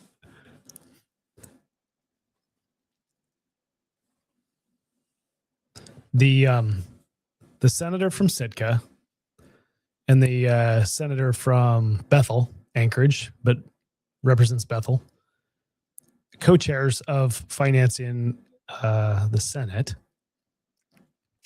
have appropriated, sounds like near half their deferred maintenance budget to the Mount Edgecombe State Boarding School that resides in Sitka. And now the House Finance is going to have to decide whether that's something that they want to do or not, whether they want to support that or not. And so we're going to hold a meeting on deferred maintenance and have a conversation about the larger thing. But really what's happening is it's a pissing contest about what needs to get funded, where the priority is. Are we going to spend I think I just heard $13 million on deferred maintenance needs for one boarding school? Or are we going to spread that money around to other needs? What is the priority? And so this is the pissing contest behind the scenes between the between the House and the Senate finances on where this deferred maintenance money is going to be spent. And we're going to major in the minors and have a conversation about the scraps on the table. That's what we're going to talk about here. Thank you. Representative Galvin? Thank you. I appreciate the opportunity, Co-Chair Schrage. And this is, again, sorry to beat this dead horse, but I do want to understand because I'm afraid that we may have been making allocations, but I think if I'm understanding you correctly, you don't expect to have a full accounting of what funds will be available for FY27 until August. And I think you mentioned you think it'll be maybe between 15 and 25 million, but there's not certainty of what that number would be. Is that right? Through the chair, Representative Galvin, that's correct. So the process is that the permanent fund, Alaska Permanent Fund Corporation, is investing that money, and there are earnings associated with it. And after the end of the year, they determine amount that will go into the Alaska Capital Income Fund. That generally happens in August. So at this point, it's an estimate that we use, and we use the Permanent Fund Corporation's estimates for the purposes of developing a budget. But as we've experienced in the past, sometimes that amount isn't close to the amount that was estimated to be. And so that's where we got into the shortfall of having more projects allocated than what was actually deposited into that account. So we're waiting, we'll wait till August to see what's put in, and then that's the amount that will be used going forward. Any follow up? Follow up. So in FY25, some allocations were made, and the drop didn't happen until roughly August from PFD. And at that point, you had already over allocated the funds that you had. Is that what I want to make sure I'm hearing it right. Director Sanders. Through the chair, Representative Galvin, what you're saying is accurate, but it goes back even further. Capital projects are multiple years. They extend at least a minimum of 5 years. So we're talking about some really old projects and really old deposits that didn't align. And so we've gone through going back in time and saying what should be out there for capital projects that was allocated. What was the actual amount that the permanent fund deposited in? And that's where we got to, we're at about zero. We're going to pause. Are there any reconciliations that are tied to these projects that she's talking about that are 5 years old? Okay. Remember, reconciliations are the addition costs above and beyond what the legislature appropriated for. So the executive branch was not able to stay within their budget, and they spent more than what they were budgeted for. An auditor would be asking these questions, and maybe the answer exists in the single audit that came out. Okay, if the money that was appropriated 5 years ago for projects, 5 years ago, 4 years ago, 3 years ago, every year gets money appropriated, and those projects are still ongoing, but those projects have cost overruns and they end up costing more than what was appropriated for in the beginning, then it's consuming money that's deposited into the fund each year, because that project is midway through, right? You're going to have to see it to the end, but it's potentially, theoretically, consuming money that's supposed to be there for current year projects. So I'm not sure whether that's what she's telling us is what has happened, is we have spent more of the money that is in there, or whether she's telling us that our investment earnings just weren't good enough and we didn't have enough money deposited. Because it both could be true. You could have had less money deposited in, and you could have had a bureaucracy that has been spending more money than what they were appropriated. And it's just a perfect storm. And now you don't have any money left in your account. We've been appropriating or allocating money for specific projects, not realizing that past projects are eating into our available resources, our available funds. And now we don't have any money. Now we've got to put a pause on new projects because we're at risk of not being able to fund or see all of the projects that are ongoing all the way to the end of those projects. So this body should be asking the question, how many of those existing projects are suffering from cost overruns? How many are, and what projects are they? Give me a detailed list of the projects that are still outgoing, how much was appropriated for each one of the projects, how much has currently been appropriated or spent on those projects. And that'll tell you, it'll give you a good snapshot of what's actually being spent versus what you thought you were going to be spending 5 years ago when you appropriated the money. Because if you don't do that part of it and just take what Lacey Sanders is saying, what Director Sanders is saying is that we haven't had enough money, which is a true statement, right? We haven't had enough money deposited into the account to cover all of the expenses. That is a true statement. What is not being said, and nobody has asked, is are the expenses more or less than what you anticipated? And if the answer is they're more than what is anticipated, then then this is a management issue. It is you're having cost overruns. And maybe it's because of inflation. The costs of the project have gone up, right? There might be legitimate reasons. I don't know. But the point is those projects from a number of years ago, and she threw out the word 5. I don't know whether it's 5 or whether it's more. It would be interesting to see a list, right? All outstanding projects. What were they supposed to cost? How much have we appropriated or allocated money or actually spent money on for these projects, and see where you're hemorrhaging money. That would be an appropriate way to deal with this. I have final follow-up. Final follow-up. Thank you, Co-Chair Schrage.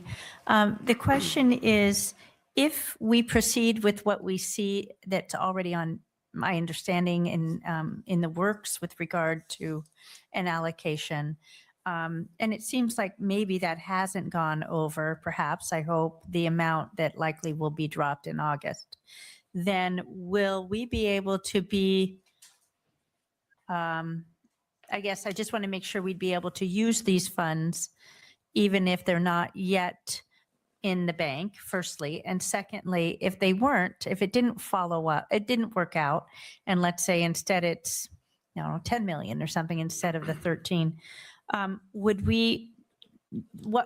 that work out? Would it become another supplemental budget item then, so that we can follow through with that promise? How would that work? Director Sanders.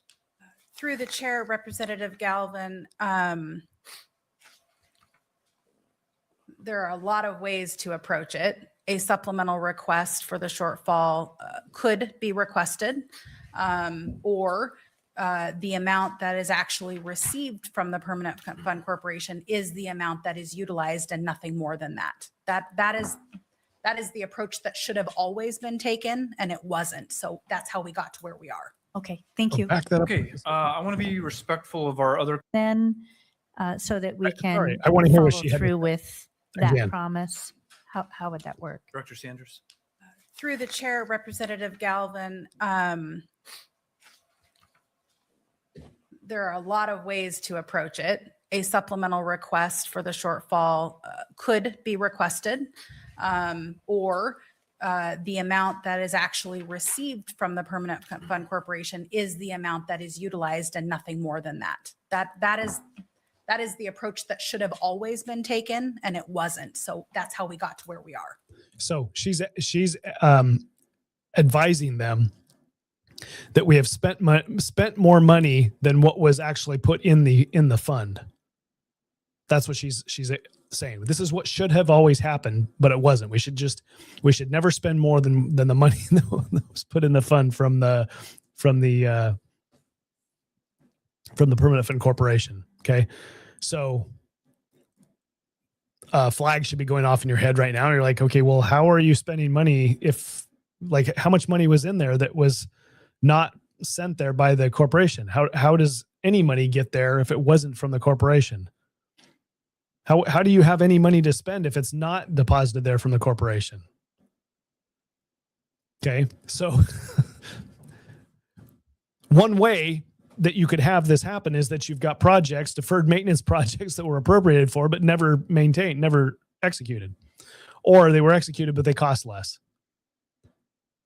So let me just use a hypothetical example. You've got a boiler that needs to be replaced, $100,000. It only costs $50,000 to do. Yay, we're good. Okay, the appropriation was made for $100,000. You only spent $50,000. That means $50,000 remained in the account. Legislature's not going to know whether they're not asking that question, right? They're not. Give me a list of all of the appropriations that we made that leftover money was left in the account that wasn't spent, right? No one's looking at that. So that might be one way where you can say we spent more than what we had deposited in the account. Think of it as the difference between your checking account having a balance week to week and a paycheck getting deposited into the account. Now your account grows you spend your paycheck and there's money left over in the account because there was money there to begin with. You don't spend all of your paycheck. The account grows because you didn't spend it all, right? And so what I think I hear them saying, what Lacey's saying here is you've spent, though at some point in time, you accumulated a balance within that account that isn't tied to or encumbered by a specific project. And that money was able to be spent on something else plus the amount that you got from the annual deposit. And now we're at the point where we've got projects going on, but we don't have enough money. So it begs a larger question, investigation into what is actually happening and what has occurred. I think Director Sanders is probably trying to get a handle on a problem that has been brewing for a long time. So she wasn't the director years ago, right? So I don't know. There's a whole bunch of red flags going off in my head. There's a whole bunch of questions that need to be asked here to try to get to the bottom of this deferred maintenance debacle is what I would call it right now. If you've run out of money and you're having to stop projects from getting started because you don't have any money, this is a management issue. It's plain and simple. We took our eye off the ball.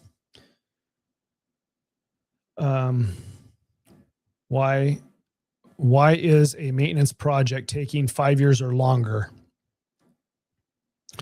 That's a very good question, Christopher. What if you're talking a roof replacement?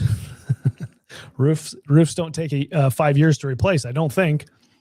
Maybe they take an entire year. If you're talking more than just shingle replacement, maybe you have to do structural repair or something. I don't know. But one would ask the question, why are maintenance projects taking longer than 5 years in a specific instance? Again, this is why why the legislators here would need to see a list of projects to fully understand and dig into what is actually happening here. Again, the executive branch is going to tell the legislative branch exactly and only the information that it wants the legislature to have to get its way, right? So you got to be inquisitive and start asking why. There's a good management tool here to get to the root cause of a problem is to keep asking why. Ask why 5 times to see if you can get at least 5 times to see if you can keep going until you get to the root cause. Sometimes you ask why and you get an answer and you need to ask why again. Causes consternation and people, squirm in their seats and they touch their face because they're trying to hide things and whatever. But you keep asking why until you get to that root cause of the problem. Oh yeah, send me that list. I really want to see that list. How many projects have spent more than they were appropriated for in the beginning? Important to know. Good evening, Brian. Okay, thank you. Okay, I want to be respectful of our other co-chair and our Senate member who has a bill that they'd like to present today, but we can take another few minutes. I know we've got 3 members in the queue, but I'd like us to keep our questions short and our responses short if we can.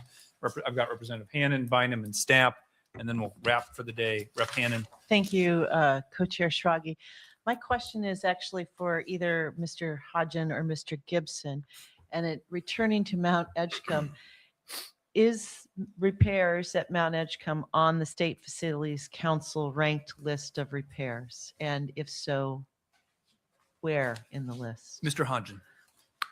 Thank you, Co-Chair Schrage. Through the chair, Representative Hannon. Yes, the Department of Education is a member of the Facilities Council, and they propose Mount Edgecombe projects to be prioritized on the list. Off the top of my mind, I don't quite remember where the Mount Edgecombe projects ranked on the list, but we'd be happy to share the last ranking list for the committee. I think it's in your packets. Provided it. Thank you, Director Sanders. We will look to our packets, and if it's not there, we'll work with you to make sure that we get that as follow-up information. Okay, maybe in the appendix.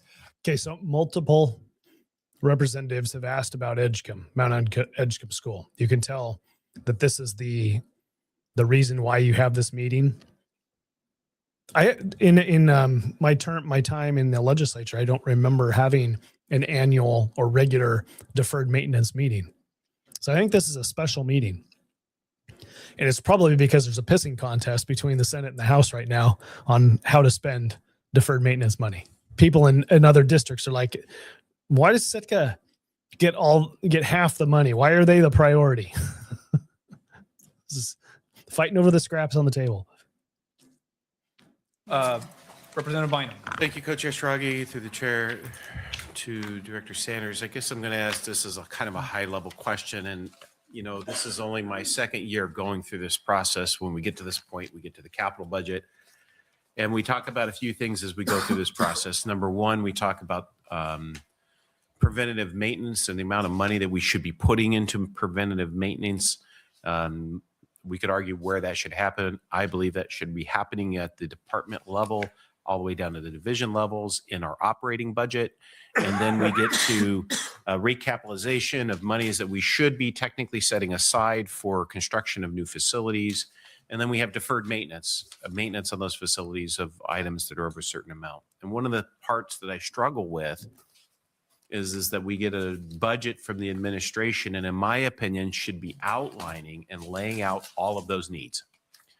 And then if we have revenue shortfalls to be able to not meet all those things, we as a legislature then need to make some hard decisions about deferring, not funding fully, or figuring out other revenue sources. And so from OMB's perspective, are we in our operating budget putting the amount necessary that the administration needs to effectively take care of our facilities?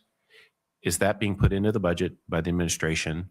Secondly, are we putting in the budget the monies necessary to deal with this deferred maintenance outside of just giving us a list and saying, figure it out? So I'm just really trying to figure out, are you guys asking for everything that we need to do to have a healthy departments, healthy divisions, being able to effectively provide services to the public? And as we go through this process every year, I feel like the answer is no, but I might be missing something. So I just want to try to get the answer to those three things. Are you as an administration providing that guidance to us to make those decisions? Director Sanders. Through the chair, Representative Bynum, I can agree with you that no, the administration is not. There is not enough revenue in this state. We do not have a statewide fiscal plan. We don't have the resources needed to meet every need that every agency has beyond deferred maintenance. We hear, I'm sure you guys hear, I receive numerous requests in the state for resources, not only for our state agencies, but for those outside of our state agencies and our schools and beyond. And until we have a methodology that provides something that's comprehensive, there is no way to balance the budget and bring forward a budget that is balanced to cover every cost that we have in the state. Quick follow-up.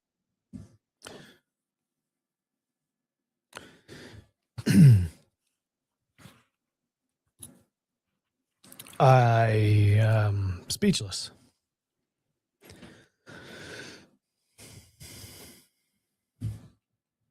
I'm trying to choose my words, I guess.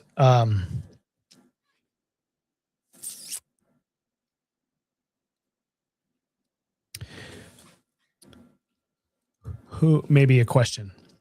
Whose responsibility is it to be a champion for a fiscal plan that does what she is suggesting? Who would be the one that would help people understand what right looks like? Who would that be? Are you expecting the members of this committee who have a hard time even understanding the mechanisms of how we fund maintenance, that they would come up with a comprehensive plan, fiscal plan for the state? Like, are we waiting for them to do it? I mean, they are the finance team for the state of Alaska in the House, right? So is that who we're expecting to do what she just suggested, which is to come up with a comprehensive plan, fiscal plan for how to do things in the state and how we're going to meet all of our needs? Are they responsible for it? Is it Lacey Sanders? Is it Director Sanders that's responsible for it? I mean, she is the Director of Office of Management and Budget. She works for the governor, directly for the governor. She doesn't work for the other commissioners in any of the other departments, right? She's in the separate office of management and budget. So if there's a long-term fiscal plan that you would expect to see the state meet all of its needs, would you expect the commissioner of administration to bring that forward, or the commissioner of finance to bring that forward? You see what I'm getting at? Which leader is going to be responsible for putting forward a comprehensive fiscal plan? Okay. You just start peeling the onion back. Let's say the governor's for a fiscal plan. Who is he going to ask, hey, draft me a comprehensive fiscal plan? Does he go to DOR, the Department of Revenue, Commissioner of Revenue, and say, hey, Commissioner, I need a fiscal plan. You're the revenue guy. Give me a fiscal plan on how we should balance the spending and the revenue. He's like, wait a second, I just deal with revenue. I don't do with spending. We only deal with spending in my department. No. The Office of Management and Budget is the entity, if you were governor, that you would lean on to say, hey, look, I need a good comprehensive fiscal plan. How are we going to correct and move this ship in the right direction? Who else is going to be responsible for it? Your co-chairs of finance are incapable. They're not. Obviously, they're not. Right? We're struggling with just understanding deferred maintenance, long-term plan. Come on. Maybe Senate Finance could do it because they've got more experience. Maybe they've got the staff that understands things, right? They're going to prepare their chairs for a meeting. Like, these guys are not prepared at all. They're asking the department how do we fund our budgets? They're asking things that their staff should have done for them and help them understand before coming to the table and asking dumb questions of the administration because they don't know, right? I mean, who is responsible?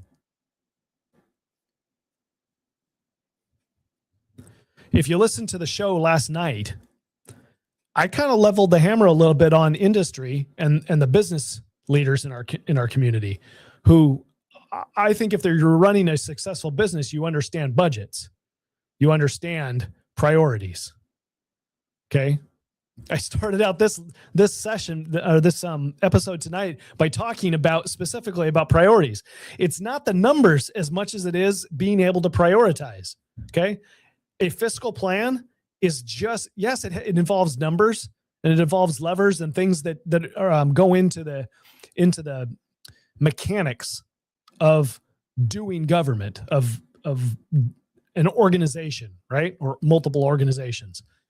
But largely it's a question of priorities and how you're going to manage or how you're going to address certain problems. Which problems get addressed, which don't? How are we going to address them? Where's the money coming from? That type of thing, right? It's all a question of priorities. The director of management and budget is saying, we don't have a fiscal plan. We don't have a long-term fiscal plan. We don't have a way to communicate and visualize how we're going to pay for everything that the state and everybody is needing.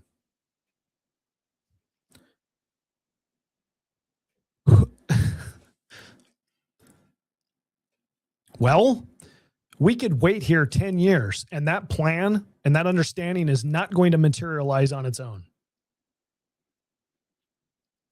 Do you think it's going to happen in the election? Do you think governor candidates are going to be able to come up with a fiscal plan and get elected on a fiscal plan?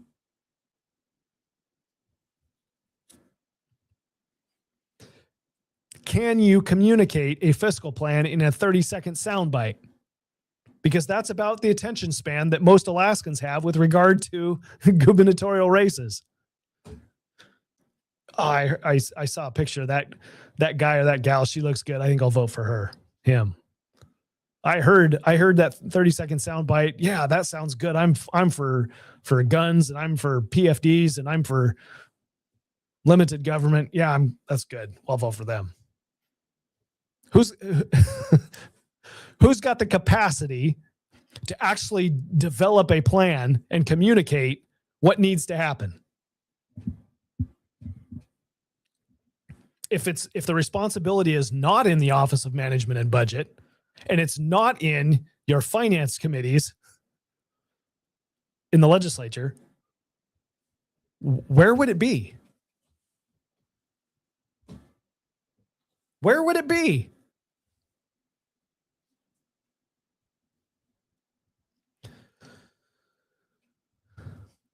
We as the Alaskans have to provide oversight.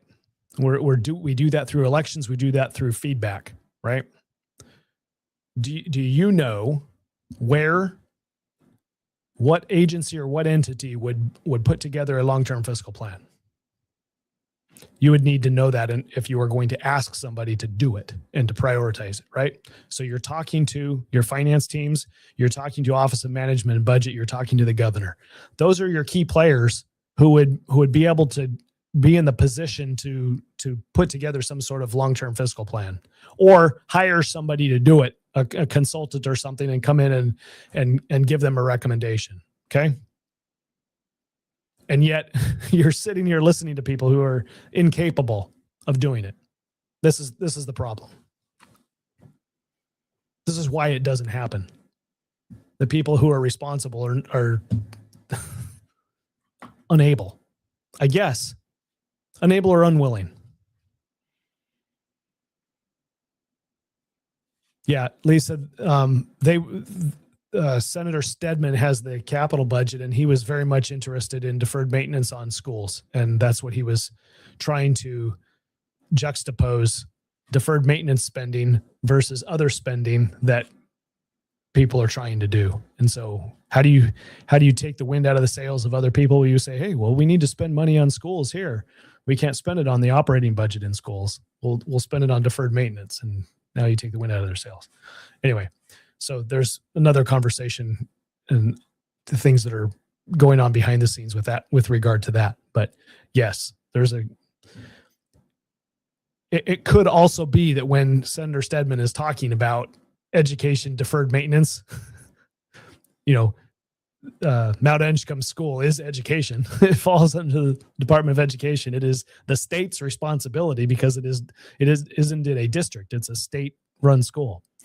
So that may be what he's pointing to when he says deferred maintenance. The only thing in his mind is the Mount Edgecombe School. Anyway, Rick's already called a night. He says, good night, peace out, going to bed. Appreciate all you guys sticking around. And I think this has been an important conversation, and hopefully you have a little bit better understanding. I know I do. I've learned some things tonight. Like I said, we didn't always have in-depth deferred maintenance conversations that I remember of. Maybe we did and I just don't remember, but I appreciate you guys sticking around and listening. If this has been helpful, go out and tell somebody about this. Subscribe to the channel there on YouTube, or like and share on the social media apps, and let's spread the word. Get people involved, because this is probably more worth your time to do at evening than watching something else on Netflix, right? So if you got a question, you want comments, reach out to me, producer at OversightLIVE.com. You want to support the show, go to OversightLIVE.com, and there's a donate link there. Thank you all for sticking with it tonight. Appreciate the participation, good questions. And yes, Lisa, that was the discussion. All right. Have a good night. We'll see you Monday.